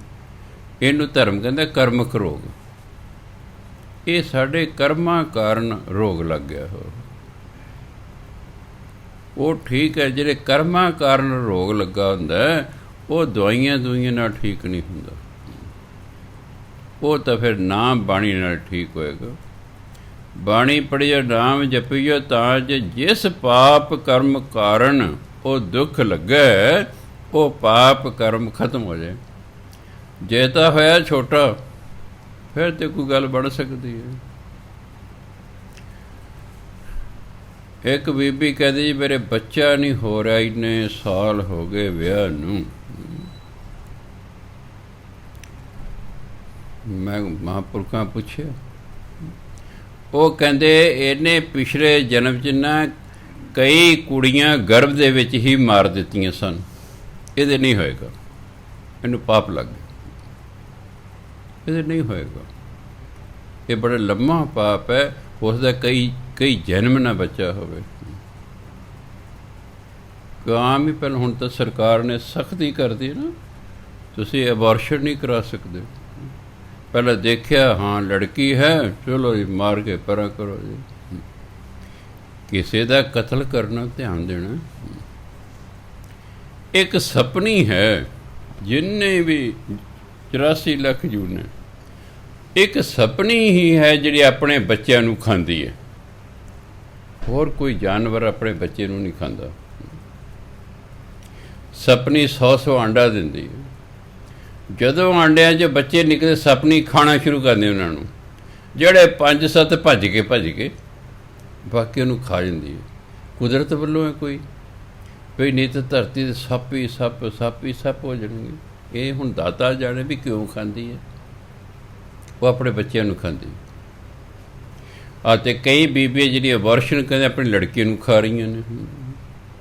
ਪਾਪ ਹੈ ਨਾ। ਫਿਰ ਆਪਣੇ ਨੂੰ ਹੀ ਮਾਰਨਾ, ਆਪਣੀ ਲੜਕੀ ਨੂੰ ਹੀ ਮਾਰਨਾ। ਗੁਰਬਾਣੀ ਤਾਂ ਕਹਿੰਦੇ 4 ਵੱਡੇ ਅਗ ਪਾਪ ਨੇ। ਬ੍ਰਾਹਮਣ ਨੂੰ ਮਾਰਨਾ, ਨਾਮ ਜਪਣ ਵਾਲੇ ਮਾਰਨਾ। ਜਿਹੜਾ ਹੈ ਕੰਜਕ, ਕੁਆਰੀ ਲੜਕੀ, ਇਹਨੂੰ ਮਾਰਨਾ। ਕੰਜਰੀ ਦੇ ਘਰ ਦਾ ਖਾਣਾ ਪੀਣਾ, ਇਹ ਬੜੇ ਵੱਡੇ। ਗਊ ਨੂੰ ਮਾਰਨਾ। ਇਹ ਗੁਰਬਾਣੀ 4 ਵੱਡੇ ਪਾਪ ਲਿਖੇ ਨੇ। ਇਹ ਬੜੀ ਦੇਰ ਇਹਨਾਂ ਦਾ ਜਿਹੜਾ ਹੈ ਫਲ ਭੋਗਣਾ ਪੈਂਦਾ। ਕਿਸੇ ਤੁਸੀਂ ਸਾਧੂ ਨੂੰ ਮਾਰਤਾ, ਕਿਸੇ ਬ੍ਰਹਮ ਗਿਆਨੀ ਭਜਨਬੰਦੀ ਕਰਨ ਮਾਰਤਾ। ਇਹ ਕਈ ਜਨਮ ਭੋਗਣਾ ਪੈਣਾ। ਕਈ ਜਨਮ ਭੋਗਣਾ ਪੈਣਾ। ਇਸ ਲਈ ਇਹ ਬਹੁਤ ਵੱਡਾ ਪਾਪ ਮਨੁੱਖ ਇਹ ਪੁੱਤਰ ਲਈ ਕਰ ਰਿਹਾ ਹੈ। ਅਸਲ ਮਨੁੱਖ ਨੂੰ ਗਿਆਨ ਹੀ ਨਹੀਂ ਹੈ ਕਿ ਜਿਹੜਾ ਸੁੱਖ ਦੁੱਖ ਹੈ ਤੇਰੇ ਕਰਮਾਂ ਦਾ। ਇਹ ਧੀਆਂ ਪੁੱਤਰਾਂ ਕਰਕੇ ਥੋੜ੍ਹਾ ਹੀ ਹੈ ਵੀ ਹਾਂ ਪੁੱਤਰ ਹੋਏਗਾ ਤਾਂ ਮੈਂ ਸੁਖੀ ਹੋ ਜਾਵਾਂਗਾ। ਐਵੇਂ ਭੁਲੇਖ ਹੈ। ਕਿੰਨੀ ਮਾਵਾਂ ਮੇਰੇ ਕੋਲ ਆਉਂਦੀਆਂ ਜਿਹੜੀਆਂ ਆਪਣੇ ਪੁੱਤਰਾਂ ਤੋਂ ਦੁਖੀ ਨੇ। ਕੋਈ ਨਸ਼ਈ ਹੈ, ਕੋਈ ਅੱਗੇ ਬੋਲਦਾ, ਕੋਈ ਕੁੱਟਦਾ ਹੈ, ਕੋਈ ਮਾਰਦਾ ਹੈ, ਕੋਈ ਕੰਮ ਨਹੀਂ ਕਰਦਾ, ਵਿਹਲੜ ਹੈ ਕੋਈ। ਇੱਕ ਮਾਂ ਆਉਂਦੀ ਹੁੰਦੀ ਹੈ ਵਿਚਾਰੀ, ਕਹਿੰਦੇ ਬਾਬਾ ਜੀ ਮੇਰਾ ਪੁੱਤਰ ਕਦੋਂ ਮਰੇਗਾ? ਮੈਂ ਹੁਕਮ ਨਾ ਮੰਨ ਲੈਣਾ। ਮੈਂ ਮਾਤਾ ਜੀ ਅਜੇ ਨਹੀਂ ਮਰਦਾ, ਕੋਈ ਪਾਠ ਦੇ ਦਿਓ। ਮੈਂ ਨਾ, ਇਹ ਨਹੀਂ ਮੈਂ ਪਾਠ ਦੇ ਸਕਦਾ।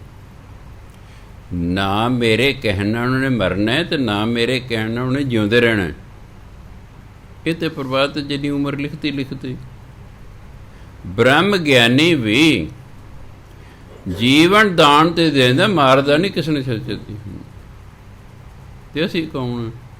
ਮੈਂ ਨਹੀਂ ਹੋ ਸਕਦਾ। ਫਿਰ ਵਿਚਾਰੇ 3-4 ਮਹੀਨੇ ਬਾਅਦ ਜੀ, ਬਾਬਾ ਜੀ ਮੇਰਾ ਪੁੱਤਰ ਕਦੋਂ ਮਰੇਗਾ, ਇਹਨੇ ਮੈਨੂੰ ਬੜਾ ਦੁਖੀ ਕਰ ਲਿਆ। ਦੱਸੋ, ਫਿਰ ਜਦੋਂ ਪੈਦਾ ਹੋਇਆ ਹੋਣਾ ਢੋਲ ਵਜਾਏ ਹੋਣਗੇ, ਬੜੀ ਖੁਸ਼ੀ ਮਨਾਈ ਹੋਏਗੀ, ਉਸ ਦੇ ਬਾਪ ਨੇ ਸ਼ਰਾਬਾਂ ਪਿਲਾਈਆਂ ਹੋਣ, ਪਰ ਉਸ ਤੋਂ ਦੁਖੀ ਹੈ। ਇਸ ਲਈ ਐਵੇਂ ਭੁਲੇਖਿਆ ਸਾਨੂੰ ਵੀ ਸ਼ਾਇਦ ਪੁੱਤਰ ਸਾਨੂੰ ਸੁੱਖ ਦੇਵੇਗਾ। ਜੇ ਤੁਹਾਡੇ ਭਾਗਾਂ 'ਚ ਸੁੱਖ ਲਿਖਿਆ, ਬਗਾਨਿਆਂ ਨੇ ਵੀ ਆ ਕੇ ਤੁਹਾਨੂੰ ਦੇ ਜਾਣਾ, ਅਤੇ ਜੇ ਤੁਹਾਡੇ ਭਾਗਾਂ 'ਚ ਦੁੱਖ ਲੈਣਾ, ਤੁਹਾਨੂੰ ਆਪਣੀ ਸੂਲੀ ਟੰਗੀ ਰੱਖਣਾ। ਇਸ ਲਈ ਇਹ ਦਿਮਾਗ 'ਚੋਂ ਹੀ ਕੱਢ ਦਿਓ ਕਿ ਮੈਨੂੰ ਪੁੱਤਰ ਤੋਂ ਸੁੱਖ ਮਿਲੇਗਾ ਜਾਂ ਫਲਾਣੇ ਤੋਂ ਸੁੱਖ ਮਿਲੇਗਾ। ਸੁੱਖ ਤੁਹਾਨੂੰ ਮਿਲਣਾ ਤੁਹਾਡੇ ਭਾਗਾਂ ਦਾ। ਜਿਹੜੇ ਜੇ ਤੁਹਾਡੇ ਭਾਗਾਂ 'ਚ ਸੁੱਖ ਲਿਖਿਆ, ਪੁੱਤਰ ਵੀ ਏ ਕਲਾਸ ਹੋ ਸਕਦਾ, ਧੀ ਵੀ ਏ ਕਲਾਸ ਹੋ ਸਕਦੀ ਹੈ। ਅਤੇ ਜੇ ਕੋਈ ਵੀ ਨਹੀਂ ਤਾਂ ਕੋਈ ਪਰਮਾਤਮਾ ਕਿਸੇ ਤੋਂ ਵੀ ਤੁਹਾਡੀ ਸਹਾਇਤਾ ਕਰਾ ਦੇਗਾ, ਕਿਉਂਕਿ ਤੁਹਾਡੇ ਭਾਗਾਂ ਸੁੱਖ ਲਿਖਿਆ ਹੋਇਆ ਹੈ। ਇਸ ਲਈ ਹਾਂ ਠੀਕ ਹੈ, ਅਸੀਂ ਗ੍ਰਸਥੀ ਹਾਂ, ਮੰਗਣਾ ਸਾਡਾ ਫਰਜ਼ ਹੈ। ਫਿਰ ਨਹੀਂ ਵੀ ਹਾਂ ਰੱਬ ਤੋਂ ਮੰਗਣਾ ਹੀ ਨਹੀਂ ਚਾਹੀਦਾ। ਠੀਕ ਹੈ, ਮੰਗੋ। ਦੁੱਖ ਇਸ ਗੱਲ ਦਾ ਧੀ ਕੋਈ ਨਹੀਂ ਮੰਗਦਾ, ਸਾਰੇ ਪੁੱਤਰ ਹੀ ਮੰਗਦੇ ਹਨ। ਇੱਕ ਕਹਿੰਦਾ ਜੀ ਮੈਂ ਪੰਚਵੀਆਂ ਨਹਾ ਲਾਂ ਜੀ, ਮੇਰੇ ਪੁੱਤਰ ਹੋ ਜਾਏ। ਮੈਂ ਤਾਂ ਪੁੱਤਰ ਦੀ ਅਰਦਾਸ ਹੀ ਨਹੀਂ ਕਰਦਾ। ਤੇਰੇ ਫਿਰ ਕੁੜੀ ਤੂੰ ਕਹਿ ਬਾਬੇ ਜੀ 12 ਪੰਚਵੀਆਂ ਨਹਾ ਲੈ, ਤੇਰੇ ਪੁੱਤਰ ਹੋਏਗਾ।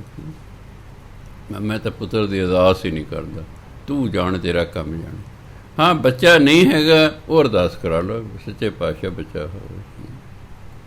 ਸੋ ਤਾਂ ਮੈਂ ਵਾਰੀ ਵਾਰੀ ਕਹਿੰਦਾ ਬਈ ਸੁੱਖ ਤਾਂ ਆਪਣੇ ਭਾਗਾਂ ਦਾ ਹੁੰਦਾ ਹੈ। ਇਹ ਨਾ ਸਮਝੋ ਕਿ ਤੁਹਾਨੂੰ ਔਲਾਦ ਤੋਂ ਸੁੱਖ ਹੋਏਗਾ। ਹਾਂ ਜੇ ਤੁਹਾਡੇ ਭਾਗਾਂ 'ਚ ਸੁੱਖ ਲਿਖਿਆ, ਬਹੁਤ ਅੱਛੀ ਔਲਾਦ ਹੋਏਗੀ ਤੁਹਾਡੀ, ਬੜੀ ਸੇਵਾ ਕਰੇਗੀ, ਸਭ ਕੁਛ ਕਰੇਗੀ, ਆਦਰ ਮਾਣ ਕਰੇਗੀ। ਜੇ ਦੁੱਖ ਲਿਖਿਆ ਹੈ, ਉਹਨੇ ਅੱਗੇ ਬੋਲੀ ਜਾਣਾ, ਅਬਾ ਤਬਾ ਬੋਲੀ ਜਾਣਾ। ਕਈ ਵਾਰੀ ਇਹ ਹੁੰਦਾ ਪੁੱਤਰ ਨੇ ਬਾਪ ਮਾਰਤਾ, ਪੁੱਤਰ ਨੇ ਬਾਪ ਮਾਰਤਾ। ਇੱਕ ਬੀਬੀ ਦਾ ਪੋਤਰਾ ਸੀ, ਪੁੱਤਰ ਸਵਰਗਵਾਸ ਹੋਣੇ, ਨੂੰ ਸਵਰਗਵਾਸ ਹੋਣੇ, ਪੋਤਰਾ ਰਹਿੰਦਾ ਸੀ। ਹੈਨ ਗਰੀਬ ਸਨ ਉਹ। ਲਓ ਜੀ ਉਹਨੇ ਕੱਦੂ ਦੀ ਸਬਜ਼ੀ ਬਣਾ ਲਈ। ਕੋਈ ਕੱਦੂ ਇਕੱਲਾ ਸਸਤਾ ਸੀ, ਬਾਕੀ ਉਹ ਤਾਂ ਮਹਿੰਗੇ ਸੀ। ਜਦ ਸਬਜ਼ੀ ਬਣਾ ਕੇ ਦਿੱਤੀ ਪੋਤੇ ਨੂੰ, ਕਹਿੰਦਾ ਕੱਦ ਖਾਨਾ ਬਣਾਤਾ ਹੈ। ਨਹੀਂ, ਉਹ ਕਹਿੰਦੇ ਪੁੱਤ ਆਪਾਂ ਗਰੀਬ ਹਾਂ, ਅਤੇ ਫਿਰ ਸਬਜ਼ੀ ਇਹੀ ਸਸਤੀ ਸੀ, ਬਾਕੀ ਸਾਰੀ ਮਹਿੰਗੀਆਂ ਸੀ। ਅਗਲੇ ਦਿਨ ਕੁਦਰਤੀ ਫੇਰ ਉਹਨੇ ਕੱਦੂ ਬਣਾਤਾ। ਜਦੋਂ ਰੋਟੀ ਦਿੱਤੀ, ਮੁੰਡੇ ਨੇ ਉਹੀ ਦਾਦੀ ਦਾ ਵੇਲਣਾ ਫੜਿਆ, ਉਹਦੇ ਸਿਰ 'ਚ ਮਾਰਿਆ, ਉਹ ਮਰ ਗਈ ਉੱਥੇ, ਉਹ ਰਸੋਈ 'ਚ ਮਰ ਗਈ। ਦਾਦੀ ਮਰ ਗਈ, ਪੋਤੇ ਨੂੰ ਪੁਲਿਸ ਫੜ ਕੇ ਲੈ ਗਈ। ਠੀਕ ਹੈ, ਲੈ ਖਾ ਲੈ ਤੂੰ ਤਾਂ, ਹੁਣ ਅੰਦਰ ਤੈਨੂੰ ਮਿਲਣਗੇ ਟਮਾਟਰ। ਕੀ ਐਵੇਂ ਭੁਲੇਖਾ ਆਪਾਂ ਨੂੰ ਵੀ ਹਾਂ ਜੀ ਫਲਾਣੇ ਤੋਂ ਸਾਨੂੰ ਸੁੱਖ ਮਿਲੇਗਾ, ਫਲਾਣੇ ਤੋਂ ਸਾਨੂੰ ਸੁੱਖ ਹੋਏਗਾ। ਉਮੀਦਾਂ ਲਾਈ ਰੱਖਦੇ ਹਾਂ ਅਸੀਂ। ਸੁੱਖ ਦੁੱਖ ਤੇ ਪਰਮਾਤਮਾ ਨੇ ਲਿਖੇ ਨੇ, ਉਹੀ ਹਟਾ ਸਕਦਾ ਇਹਨਾਂ ਦੁੱਖਾਂ ਨੂੰ। ਤਾਂ ਗੁਰੂ ਮਹਾਰਾਜ ਕਹਿੰਦੇ ਹਰ ਬੋਲ ਸਭ ਪਾਪ ਲਹਿ ਜਾਈ, ਤੂੰ ਪਰਮਾਤਮਾ ਦਾ ਨਾਮ ਜਪ, ਤੇਰਾ ਹਰ ਪ੍ਰਕਾਰ ਦਾ ਪਾਪ ਲਹਿ ਜਾਏਗਾ। ਰਹੋ ਜਬ ਗੁਰ ਮਿਲਿਆ ਤਬ ਮਨ ਵਸ ਆਇਆ, ਧਾਵਤ ਪੰਚ ਰਹੇ ਹਰ ਧਿਆਇਆ, ਆਂਦੇ ਨਗਰੀ ਹਰ ਗੁਣ ਗਾਇਆ। ਕਿ ਜਬ ਗੁਰ ਮਿਲਿਆ ਤਬ ਮਨ ਵਸ ਆਇਆ। ਜਦੋਂ ਕਦੇ ਗੁਰੂ ਮਿਲੇ, ਇਹ ਮਨ ਵਸ 'ਚ ਆ ਗਿਆ, ਮਨ ਵਸ 'ਚ ਆ ਗਿਆ। ਗੁਰੂ ਨੇ ਕੀ ਕੀਤਾ? ਗੁਰੂ ਮਹਾਰਾਜ ਮਿਲਣ ਨਾਲ ਕਿ ਮਨ ਵਸ 'ਚ ਆ ਗਿਆ। ਫਿਰ ਗੁਰੂ ਮਹਾਰਾਜ ਕੀ ਕੀਤਾ? ਕੀ ਕੋਈ ਨਾ ਮੰਤਰ ਮਾਰਿਆ? ਉਹਨੇ ਕੀ ਕੀਤਾ? ਕਹਿੰਦੇ ਧਾਵਤ ਪੰਚ ਰਹੇ ਹਰ ਧਿਆਇਆ। ਇਹ ਮਨ ਜਿਹੜਾ ਭੱਜਿਆ ਫਿਰਦਾ ਸੀ, ਇਹ ਜਿਹੜੇ ਪੰਜੇ ਇਧਰੇ ਭੱਜੇ ਫਿਰਦੇ ਸਨ, ਹਰ ਧਿਆਇਆ। ਜਦੋਂ ਨਾਮ ਜਪਿਆ ਇਹ ਵਸ 'ਚ ਆ ਗਏ। ਗੁਰੂ ਨੇ ਆ ਕਿਰਪਾ ਕੀਤੀ। ਗੁਰੂ ਨੇ ਕੋਈ ਮੰਤਰ ਨਹੀਂ ਮਾਰਿਆ, ਜਾਓ ਤੇਰਾ ਮਨ ਵਸ ਜਾ ਗਿਆ ਨਾ, ਕਿ ਨਾਮ ਜਪ। ਨਾਮ ਜਪ। ਜਿਹੜੇ ਤੇਰੇ ਪੰਜੇ ਇੰਦਰੇ ਨੇ, ਅੱਖਾਂ, ਕੰਨ, ਮੂੰਹ, ਹੱਥ, ਪੈਰ, ਜਿਹੜੇ ਨੇ ਇਹ ਤੇਰੇ ਵਸ 'ਚ ਆ ਜਾਣ। ਇਹ ਭਟਕ ਰਹੇ ਨੇ, ਮਨ ਫਿਰ ਆਪੇ ਟਿਕ ਜਾਏਗਾ। ਅਣ ਦੇ ਨਗਰੀ ਹਰ ਗੁਣ ਗਾਇਆ, ਨਗਰੀ ਪਾਵੇ ਸਰੀਰ। ਇਹ ਬੰਦਾ ਫਿਰ ਇਸ ਸਰੀਰ ਦੇ ਨਾਲ ਦਿਨ ਰਾਤ, ਦਿਨ ਰਾਤ ਹਰੀ ਦੇ ਗੁਣ ਗਾਉਂਦਾ ਹੈ। ਫਿਰ ਉਹਦਾ ਮਨ ਵਸ 'ਚ ਆ ਜਾਂਦਾ ਹੈ। ਸਤਿਗੁਰ ਪਗ ਧੂਰ ਜਿਨ੍ਹਾਂ ਮੁਖ ਲਾਈ, ਤਿਨ ਕੂੜ ਤਿਆਗੇ ਹਰ ਲੈ ਬੁਲਾਈ। ਤੇ ਹਰ ਦਰਗਾਹ ਮੁਖ ਉਜਲ ਭਾਈ। ਪਗ ਪੈਰਾਂ ਨੂੰ ਕਹਿੰਦੇ, ਚਰਨ ਨੂੰ ਕਹਿੰਦੇ। ਪਗ ਧੂਰ ਚਰਨ ਧੂੜ। ਸਤਿਗੁਰ ਪਗ ਧੂਰ, ਗੁਰੂ ਦੀ ਚਰਨ ਧੂੜ। ਜਿਨ੍ਹਾਂ ਮੁਖ ਲਾਈ, ਜਿਨ੍ਹਾਂ ਮੱਥੇ 'ਤੇ ਲਾ ਲਏ, ਜਿਨ੍ਹਾਂ ਨੇ ਗੁਰੂ ਦੀ ਚਰਨ ਧੂੜ ਮੱਥੇ 'ਤੇ ਲਾ ਲਈ। ਤਿੰਨ ਕੂੜ ਤਿਆਗੇ ਹਰ ਲਿਵ ਲਾਈ। ਉਹਨਾਂ ਦਾ ਹਰੀ ਨਾਲ ਲਿਵ ਲੱਗ ਗਈ, ਅਤੇ ਜੋ ਬਿਨਸ ਜਾਣ ਵਾਲੀਆਂ ਚੀਜ਼ਾਂ ਸਨ ਉਹ ਸਭ ਛੱਡਤੀਆਂ ਉਸਨੇ। ਉਹਨੂੰ ਗਿਆਨ ਹੋ ਗਿਆ ਕਿ ਸਦਾ ਰਹਿਣ ਵਾਲਾ ਤੇ ਪ੍ਰਮਾਤਮਾ ਦਾ ਨਾਮ ਹੈ, ਬਾਕੀ ਤਾਂ ਸਭ ਕੁਛ ਬਿਨਸ ਜਾਣ ਵਾਲਾ ਹੈ। ਇਸ ਲਈ ਕਹਿੰਦੇ ਉਹਨੇ ਸਾਰੇ ਕਾਹ ਦਾ ਖਿਆਲ ਛੱਡਤਾ ਅਤੇ ਪ੍ਰਮਾਤਮਾ ਲਿਵ ਲਾ ਗਈ। ਫਿਰ ਜਦੋਂ ਉਹਦੀ ਲਿਵ ਲੱਗ ਗਈ, ਸਭ ਕੁਝ ਛੱਡ ਦਿੱਤਾ, ਤੇ ਹਰ ਦਰਗਾਹ ਮੁਖ ਉਜਲ ਪਾਈ। ਫਿਰ ਉਹਨਾਂ ਦੇ ਕੀ ਹੈ, ਦਰਗਾਹ ਦੇ ਵਿੱਚ ਜਿਹੜੇ ਮੁਖ ਨੇ ਉਜਲੇ ਦੇ ਨੇ। ਕਿਉਂ? ਗੁਰੂ ਦੀ ਚਰਨ ਧੂੜ ਮੱਥੇ 'ਤੇ ਲਾਈ, ਕੂੜ ਸਭ ਤਿਆਗ ਦਿੱਤਾ ਹੈ, ਹਰੀ ਨਾਲ ਲਿਵ ਲੱਗ ਗਈ ਹੈ, ਅਤੇ ਜਦੋਂ ਦਰਗਾਹ 'ਚ ਪਹੁੰਚਿਆ ਮੁਖ ਉਜਲ ਪਾਏ। ਹੈ ਪਾਏ ਉਹਦਾ ਮੁਖ ਉਜਲਾ ਸੀ, ਕੋਈ ਕਾਲੇ ਮੂੰਹ ਨਾਲ ਨਹੀਂ ਗਿਆ। ਗੁਰ ਸੇਵਾ ਆਪ ਹਰ ਭਾਵੈ। ਕ੍ਰਿਸ਼ਨ ਬਲ ਭਦਰ, ਗੁਰ ਪਗ ਲਗ ਧਿਆਵੈ। ਨਾਨਕ ਗੁਰਮੁਖ ਹਰ ਆਪ ਤਰਾਵੈ। ਗੁਰ ਸੇਵਾ ਆਪ ਹਰ ਭਾਵੈ।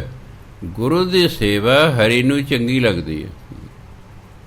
ਜਿਹੜਾ ਗੁਰੂ ਦੀ ਸੇਵਾ ਕਰਦਾ ਉਹ ਹਰੀ ਨੂੰ ਚੰਗਾ ਲੱਗਦਾ। ਕਹਿੰਦੇ ਬੜਿਆਂ ਨੇ ਗੁਰੂ ਦੀ ਸੇਵਾ ਕੀਤੀ ਹੈ। ਕ੍ਰਿਸ਼ਨ ਮਹਾਰਾਜ ਨੇ, ਬਲਭੱਦਰ ਕ੍ਰਿਸ਼ਨ ਮਹਾਰਾਜ ਦਾ ਭਰਾ ਸੀ ਬਲਭੱਦਰ। ਗੁਰ ਪਗ ਲਗ ਧਿਆਵੇ, ਗੁਰੂ ਦੇ ਚਰਨਾਂ ਨਾਲ ਜੁੜ ਕੇ ਨਾਮ ਜਪਿਆ ਉਹਨਾਂ ਨੇ। ਗੁਰੂ ਦੇ ਚਰਨਾਂ ਨਾਲ ਜੁੜ ਕੇ ਉਹਨਾਂ ਨੇ ਨਾਮ ਜਪਿਆ। ਨਾਨਕ ਗੁਰਮੁਖ ਹਰ ਆਪ ਤਰਾਵੇ। ਫਿਰ ਜਿਹੜਾ ਗੁਰਮੁਖ ਹੋ ਜਾਂਦਾ ਹੈ, ਜਿਹੜਾ ਗੁਰੂ ਦੇ ਆਖੇ ਲੱਗਦਾ, ਪਰਮਾਤਮਾ ਉਸ ਨੂੰ ਆਪ ਹੀ ਇਸ ਭਵ ਸਾਗਰ ਤੋਂ ਉਤਾਰ ਦਿੰਦਾ ਹੈ। ਕਿਉਂ? ਗੁਰਸਿੱਖ ਹੋ ਗਿਆ, ਉਹਨੇ ਤਾਰੀ ਜਾਣਾ, ਉਹਨੂੰ ਆਪ ਤਰਾਉਣਾ। ਗੌੜੀ ਗਵਾਰੇਰੀ ਮਹਿਲਾ ਚੌਥਾ। ਚੌਥੇ ਪਾਤਸ਼ਾਹ ਅੱਗੇ ਫਰਮਾਨ ਕਰਦੇ ਨੇ, ਹਰ ਆਪੇ ਜੋਗੀ ਡੰਡਾ ਧਾਰੀ, ਹਰ ਆਪੇ ਰਵ ਰਿਹਾ ਬਨਵਾਰੀ, ਹਰ ਆਪੇ ਤਪ ਤਾਪੈ ਲਾਏ ਤਾਰੀ। ਪਰਮਾਤਮਾ ਆਪ ਹੀ ਜੋਗੀ ਦੇ ਰੂਪ ਵਿੱਚ ਡੰਡਾ ਧਾਰੀ ਹੈ। ਜੋਗੀ ਡੰਡਾ ਰੱਖਦੇ ਕੋਲ। ਪਰਮਾਤਮਾ ਆਪ ਹੀ ਜੋਗੀ ਦੇ ਰੂਪ ਵਿੱਚ ਡੰਡਾ ਧਾਰੀ ਹੈ। ਹਰ ਆਪੇ ਰਵ ਰਿਹਾ ਬਨਵਾਰੀ। ਪਰਮਾਤਮਾ ਆਪ ਹੀ ਸਾਰਿਆਂ ਦੇ ਵਿੱਚ ਵਸਦਾ ਹੈ। ਰਵ ਦੇ ਵਸਣ, ਪਰਮਾਤਮਾ ਆਪ ਹੀ ਸਭ ਥਾਂ 'ਤੇ ਵਸ ਰਿਹਾ ਹੈ। ਹਰ ਆਪੇ ਤਪ ਤਾਪੈ ਲਾਏ ਤਾਰੀ। ਤਾਰੀ ਬਨੇ ਤਾੜੀ ਭਾਵ ਸਮਾਧੀ। ਉਹ ਜੀਵਾਂ ਦੇ ਵਿੱਚ ਬੈਠ ਕੇ ਸਮਾਧੀ ਲਾ ਕੇ ਆਪ ਹੀ ਤਪ ਤਪ ਰਿਹਾ ਹੈ। ਆਪ ਹੀ ਤਪ। ਆਪ ਹੀ ਭਜਨ ਬੰਦਗੀ ਕਰ ਰਿਹਾ।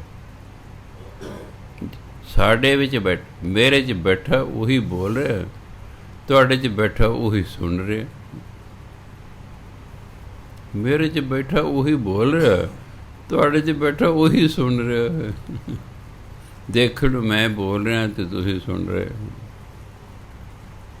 ਕੁਝ ਗੱਲਾਂ ਬਾਣੀ ਦੀਆਂ ਆਪਾਂ ਨੂੰ ਬੜੀ ਅਜੀਬ ਲੱਗਦੀਆਂ ਹਨ, ਪਰ ਉਹ ਸਾਨੂੰ ਅਜੀਬ ਇਸ ਲੱਗਦੀਆਂ ਕਿ ਸਾਡੀ ਸਮਝ ਤੋਂ ਜੀ ਉਹ ਗੱਲ ਉੱਪਰ ਹੈ। ਜਦੋਂ ਨਾਮ ਜਪ ਜਪ ਜਪ ਜੇ ਸਾਡੀ ਸੋਚ ਉੱਚੀ ਹੁੰਦੀ ਜਾਏਗੀ, ਉੱਚੀ ਹੁੰਦੀ ਜਾਏਗੀ, ਫਿਰ ਸਾਨੂੰ ਬਾਣੀ ਦੀਆਂ ਗੁੱਝੀਆਂ ਗੱਲਾਂ ਸਮਝਣੀ ਆਉਣੀ ਸ਼ੁਰੂ ਹੋ ਜਾਣ। ਐਸਾ ਮੇਰਾ ਰਾਮ ਰਿਹਾ ਭਰਪੂਰ, ਨਿਕਟ ਵਸੈ ਨਾਹੀ ਹਰ ਦੂਰ। ਮੇਰਾ ਇਹੋ ਜਿਹਾ ਰਾਮ ਹੈ ਭਰਪੂਰ ਦੇ ਪਰਿਪੂਰ, ਜੋ ਸਭ ਥਾਂ 'ਤੇ ਵਸਦਾ ਹੈ।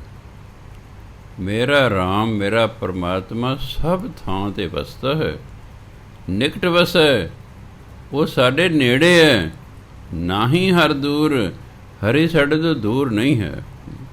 ਉਹ ਸਾਡੇ ਤੋਂ ਦੂਰ ਨਹੀਂ, ਕਿਉਂਕਿ ਅਸਲ 'ਤੇ ਉਹ ਸਾਡੇ ਵਿੱਚ ਹੀ ਹੈ। ਉਹ ਤਾਂ ਸਾਡੇ ਵਿੱਚ ਹੀ ਹੈ। ਇਸ ਲਈ ਉਹਨੂੰ ਦੂਰ ਸਮਝ ਕੇ ਮਨ ਮਰਜ਼ੀ ਕਰੀ ਜਾਣਾ, ਕਿਉਂਕਿ ਸਾਡੀ ਆਦਤ ਹੈ ਅਸੀਂ ਬੰਦੇ ਤੋਂ ਡਰਦੇ ਹਾਂ। ਗੁਰੂ ਗ੍ਰੰਥ ਸਾਹਿਬ ਗੁਰੂ ਹੈ, ਇਸ ਤੋਂ ਕੋਈ ਵਿਰਲਾ ਟਾਵੇਂ ਡਰਦਾ, ਵਿਰਲਾ ਟਾਵੇਂ ਕੋਈ ਡਰਦਾ। ਬਹੁਤ ਘੱਟ ਲੋਕ ਨੇ ਜਿਹੜੇ ਗੁਰੂ ਦੇ ਭੈ 'ਚ ਰਹਿੰਦੇ ਨੇ, ਅਤੇ ਰੱਬ ਤਾਂ ਡਰਦਾ ਹੀ ਕੋਈ ਨਹੀਂ। ਰੱਬ ਅੱਗੇ ਤਰਲੇ ਤੁਰਲੇ ਕੱਢੀ ਜਾਂਦੇ ਨੇ, ਆਹ ਕਰਦੇ ਆਹ ਕਰਦੇ, ਸਾਡੇ ਡਰਦੇ ਕੋਈ ਨਹੀਂ।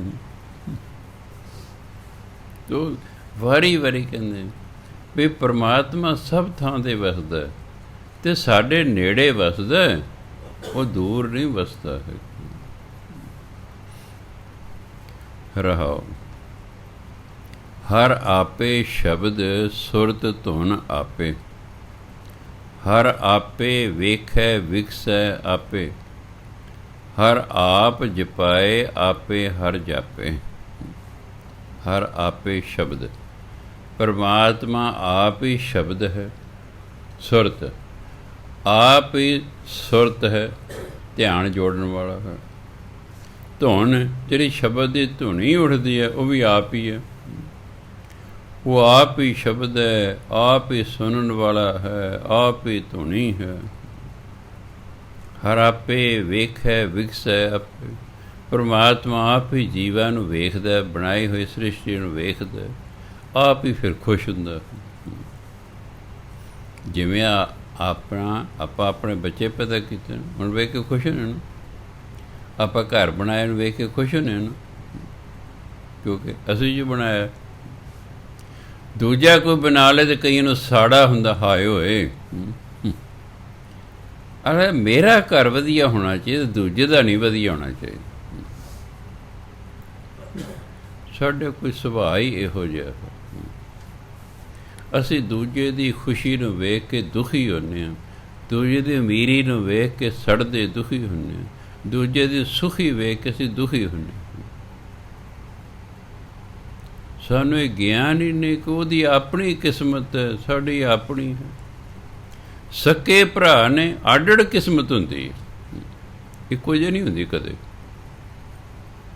ਕੋਈ 2-3 ਸਕੇ ਭਰਾ ਲੈ ਲਓ, ਅੱਡ ਅੱਡ ਕਿਸਮਤ ਹੈ। ਕਿਉਂ?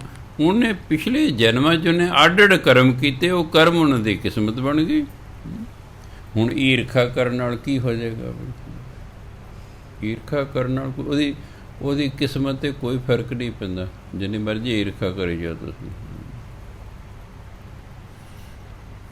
ਇਸ ਲਈ ਕਿਸੇ ਨੂੰ ਸੁਖੀ ਵੇਖ ਕੇ ਖੁਸ਼ ਹੋਣਾ ਚਾਹੀਦਾ, ਸਗੋਂ ਉਸ ਤੋਂ ਪੁੱਛਣਾ ਚਾਹੀਦਾ, ਬਈ ਤੇਰੀ ਖੁਸ਼ੀ ਦਾ ਕੀ ਰਾਜ਼ ਹੈ?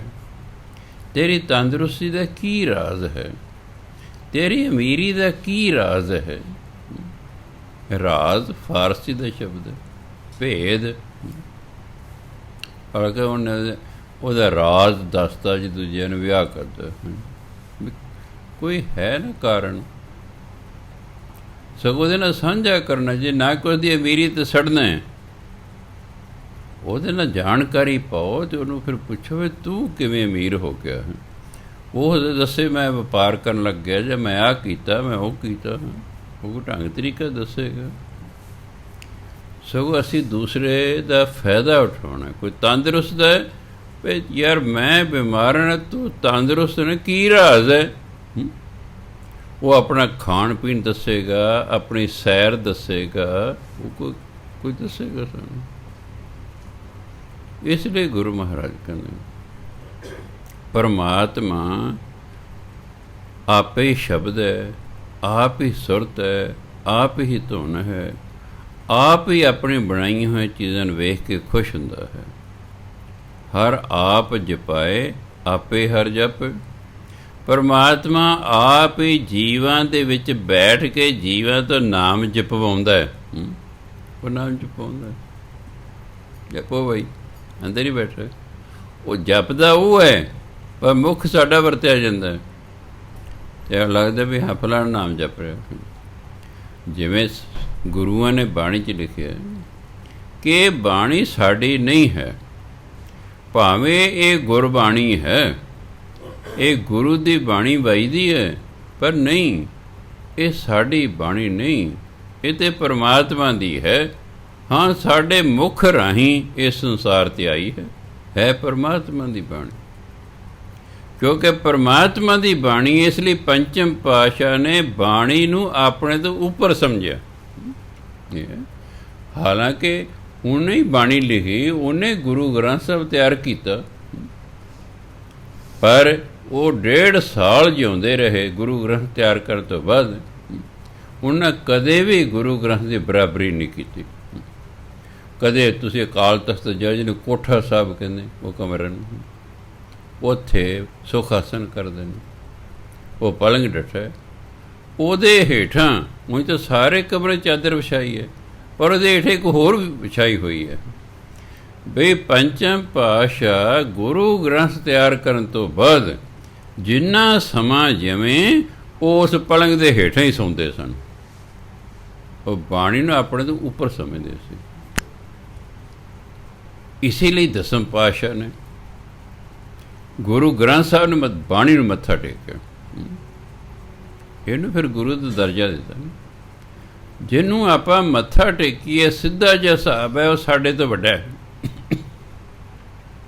ਵੱਡੇ ਦਾ ਸਤਿਕਾਰਯੋਗ ਦਾ ਅਸੀਂ ਸਤਿਕਾਰ ਕਰਨ ਮੱਥਾ ਟੇਕਦੇ। ਹੁਣ ਦਸਮ ਪਾਤਸ਼ਾਹ ਨੇ ਇਸ ਗੁਰੂ ਗ੍ਰੰਥ ਨੂੰ ਬਾਣੀ ਨੂੰ ਮੱਥਾ ਟੇਕਿਆ। ਇਹ ਤਾਂ ਸਾਫ਼ ਜ਼ਾਹਰ ਹੈ ਕਿ ਬਾਣੀ ਦਸਮ ਪਾਤਸ਼ਾਹ ਤੋਂ ਉੱਪਰ ਸੀ, ਜਿਹੜੀ ਕਿ ਪੰਚਮ ਪਾਤਸ਼ਾਹ ਨੇ ਦੱਸਦੇ ਕਿ ਭਾਵੇਂ ਅਸੀਂ ਗੁਰੂ ਗ੍ਰੰਥ ਸਾਹਿਬ ਆਪ ਤਿਆਰ ਕੀਤਾ, ਪਰ ਇਹ ਸਾਡੇ ਤੋਂ ਉੱਚਾ ਹੈ, ਕਿਉਂਕਿ ਇਹ ਬਾਣੀ ਜਿਹੜੀ ਇਹਦੇ ਵਿੱਚ ਹੈ, ਇਹ ਰੱਬੀ ਬਾਣੀ ਹੈ, ਸਾਡੀ ਨਹੀਂ ਹੈ। ਇਹ ਸਾਡੀ ਬਾਣੀ ਨਹੀਂ ਹੈ। ਹੂੰ ਆਪੋਂ ਬੋਲ ਨਾ ਜਾਣਦਾ, ਸਭ ਕਹਿਆ ਹੁਕਮਾਓ ਜੀਓ। ਗੁਰੂ ਮਹਾਰਾਜ ਕੇ ਮੈਨੂੰ ਤਾਂ ਬੋਲਣ ਨਹੀਂ ਸੀ ਹੁੰਦਾ, ਮੈਂ ਤਾਂ ਜੋ ਕਿਹਾ ਉਹ ਹੁਕਮ ਸੀ ਮੈਨੂੰ ਪਰਮਾਤਮਾ ਦਾ, ਉਹਨੇ ਮੈਨੂੰ ਹੁਕਮ ਕੀਤਾ, ਮੈਂ ਬੋਲਦਾ। ਜਿਵੇਂ ਮੁਹੰਮਦ ਸਾਹਿਬ ਦੇ ਜੀਵਨ 'ਚ ਆਉਂਦਾ, ਉਹ ਕਈ ਵਾਰ ਸਿਮਰਨ 'ਚ ਬੈਠਦੇ ਸਨ ਬੰਦ ਅੱਖਾਂ, ਉਹਨਾਂ ਨੂੰ ਆਕਾਸ਼ ਦੇ ਵਿੱਚ ਨਾ ਜਿਵੇਂ ਨੇਮ ਪਲੇਟ ਲੰਮੀ ਸਾਰੀ ਹੁੰਦੀ ਹੈ, ਇਸ ਤਰ੍ਹਾਂ ਪਲੇਟ ਦੀ ਤਰ੍ਹਾਂ ਵਿਖਾਈ ਦੇਣੀ। ਉਸ ਦੇ ਉੱਤੇ ਅਰਬੀ ਦੇ ਵਿੱਚ ਆਇਤ ਲਿਖੀ ਹੋਣੀ, ਕਿਉਂਕਿ ਕੁਰਾਨ ਸ਼ਰੀਫ ਸਾਰਾ ਆਇਤਾਂ 'ਚ ਹੈ, ਜਿਹਨੂੰ ਆਪਾਂ ਸ਼ਲੋਕ ਕਹਿੰਦੇ ਹਾਂ। ਆਪਾਂ ਸ਼ਲੋਕ ਕਹਿੰਦੇ ਹਾਂ, ਉਹਨੂੰ ਅਰਬੀ ਭਾਸ਼ਾ ਆਇਤ ਕਹਿੰਦੇ ਨੇ। ਸਾਰਾ ਕੁਰਾਨ ਸ਼ਰੀਫ ਆਇਤਾਂ ਦੇ ਵਿੱਚ ਹੈ। ਕਹਿੰਦੇ ਮੈਨੂੰ ਉਹ ਦੱਸਿਆ ਕਰਦੀ ਸੀ ਅਤੇ ਫਿਰ ਮੈਂ ਉਹਨੂੰ ਨੋਟ ਕਰ ਲਿਆ ਕਰਦਾ ਸੀ। ਬਸ ਉਹਨਾਂ ਨੇ ਕਿਹਾ ਕਿ ਜਿਹੜੇ ਕੁਰਾਨ ਇਹ ਹੈ ਮੇਰੀ ਬਾਣੀ ਹੈ ਨਾ, ਉਹ ਕਹਿੰਦੇ ਅੱਲਾ ਨੇ ਮੈਨੂੰ ਜੋ ਵਿਖਾਇਆ ਮੈਂ ਉਹ ਲਿਖੀ ਗਿਆ ਬਸ। ਇਸ ਲਈ ਕਿਸੇ ਨੇ ਵੀ ਨਹੀਂ ਕਿਹਾ ਵੀ ਸਾਡੀ ਬਾਣੀ ਹੈ। ਉਹ ਕਹਿੰਦੇ ਉਹ ਅੱਲਾ ਕਹਿੰਦੇ, ਆਪਾਂ ਰੱਬ ਕਹਿੰਦੇ, ਵਾਹਿਗੁਰੂ ਕਹਿੰਦੇ। ਸੋ ਇਸ ਕਰਕੇ ਉਹਨਾਂ ਸਾਡੇ ਲਈ ਪੂਰਨੇ ਪਾਏ ਕਿ ਆਉਣ ਵਾਲੀ ਨਸਲ ਨੂੰ ਯਾਦ ਰਹੇ ਕਿ ਜਿਸ ਬਾਣੀ ਨੂੰ ਅਸੀਂ ਮੱਥਾ ਟੇਕਿਆ, ਜਿਸ ਬਾਣੀ ਦੀ ਅਸੀਂ ਸਾਰੀ ਉਮਰ ਬਰਾਬਰੀ ਨਹੀਂ ਕੀਤੀ ਗੁਰੂ ਹੋਣ ਦੇ ਬਾਵਜੂਦ ਵੀ, ਭਾਈ ਤੁਸੀਂ ਵੀ ਸਤਿਕਾਰ ਕਰਨਾ। ਪਹਿਲਾਂ ਸਤਿਕਾਰ ਹੁੰਦਾ, ਫਿਰ ਮੰਨਿਆ ਜਾਂਦਾ ਕੁਛ। ਪਹਿਲਾਂ ਤਾਂ ਆਪਾਂ ਵੱਡਿਆਂ ਦਾ ਸਤਿਕਾਰ ਕਰਦੇ ਨੇ, ਫਿਰ ਉਹਨਾਂ ਦੀ ਗੱਲ ਮੰਨਦੇ। ਸੋ ਇਸ ਲਈ ਬਾਣੀ ਦਾ ਸਤਿਕਾਰ ਕਰਨਾ, ਬਾਣੀ ਹੀ ਸਾਡੇ ਲਈ ਗੁਰੂ ਹੈ। ਹਰ ਆਪੇ ਸਾਰਿੰਗ ਅੰਮ੍ਰਿਤ ਧਾਰਾ, ਪਰਮਾਤਮਾ ਆਪ ਹੀ ਪਪੀਹੈ ਤੇ ਆਪ ਹੀ ਵਰਖਾ ਦੇ ਧਾਰਾ। ਆਪ ਹੀ ਵਰਖਾ, ਆਪ ਹੀ ਪਪੀਹੈ। ਹਰ ਅੰਮ੍ਰਿਤ ਆਪ ਪਿਆਵਣ ਹਰ, ਤੇ ਜਲ ਧਾਰਾ ਪਪੀਹੇ ਨੂੰ ਪਿਲਾਉਣ ਵਾਲਾ ਵੀ ਆਪ ਹੀ ਹੈ। ਉਹ ਆਪ ਹੀ ਹੈ ਪਪੀਹਾ, ਉਹ ਆਪ ਹੀ, ਪਰ ਲੋਕਾਂ ਦੇ ਵਿਖਾਵੇ ਲਈ ਉਹ ਪਪੀਹੇ ਨੂੰ ਜਲ ਧਾਰਾ ਪਿਲਾ ਰਿਹਾ ਹੈ।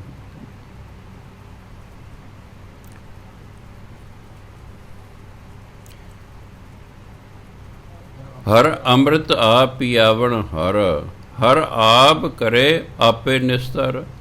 ਪਰਮਾਤਮਾ ਆਪ ਹੀ ਕਰਦਾ ਤੇ ਆਪ ਹੀ ਫਿਰ ਫੈਸਲਾ ਕਰਦਾ। ਜੋ ਕਰਦਾ ਉਹਦਾ ਫੈਸਲਾ ਵੀ ਆਪ ਹੀ ਕਰਦਾ। ਪਰਮਾਤਮਾ ਆਪ ਹੀ ਜੀਵਾਂ ਨੂੰ ਪੈਦਾ ਕਰਦਾ ਤੇ ਆਪ ਹੀ ਫਿਰ ਉਹਨਾਂ ਦਾ ਪਾਰ ਉਤਾਰਾ ਕਰਦਾ ਹੈ। ਹਰ ਆਪੇ ਬੇੜੀ ਤੁਲਹਾ ਤਰ। ਬੇੜੀ ਦੇ ਸਾਈਡਾਂ 'ਤੇ ਫਟੇ ਲੱਗੇ ਹੁੰਦੇ ਨੇ, ਤੁਲਹਾ ਜਿਹੜਾ ਸਾਈਡਾਂ 'ਤੇ ਫਟੇ ਨਹੀਂ ਲੱਗੇ ਹੁੰਦੇ, ਬਸ ਇੰਨਾ ਹੀ ਫਰਕ ਹੈ।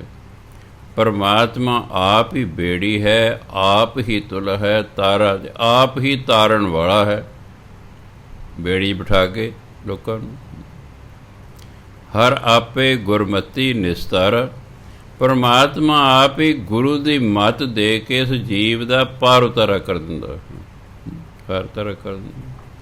ਹਰ ਆਪੇ ਨਾਨਕ ਪਾਵੈ ਪਰ, ਤੇ ਪਰਮਾਤਮਾ ਆਪ ਹੀ ਜੀਵਾਂ ਨੂੰ ਪਰਲੇ ਪਾਸੇ ਲੰਘਾਉਣ ਵਾਲਾ ਹੈ, ਆਪ ਹੀ ਜੀਵਾਂ ਦਾ ਪਾਰ ਉਤਾਰਾ ਕਰਨ ਵਾਲਾ ਹੈ। ਸੋ ਸਭ ਕੁਛ ਪਰਮਾਤਮਾ ਹੀ ਹੈ। ਇਹ ਸਾਰਾ ਸ਼ਬਦ ਨਾ, ਇਹ ਬ੍ਰਹਮ ਗਿਆਨ ਦਾ ਹੈ। ਇਹ ਬ੍ਰਹਮ ਗਿਆਨ ਦੀਆਂ ਬਾਤਾਂ, ਇਸ ਲਈ ਆਪਾਂ ਨੂੰ ਥੋੜ੍ਹਾ ਜਿਹਾ ਸਮਝਣ 'ਚ ਔਖਾ ਲੱਗਦਾ ਵੀ ਇਹ ਸਾਰਾ ਕੁਛ ਪਰਮਾਤਮਾ ਹੀ ਕਰਦਾ ਜੀ। ਸੋ ਗੁਰੂ ਮਹਾਰਾਜ ਕਿਰਪਾ ਕਰਨ। ਵਾਹਿਗੁਰੂ ਜੀ ਕਾ ਖਾਲਸਾ, ਵਾਹਿਗੁਰੂ ਜੀ ਕੀ ਫਤਿਹ।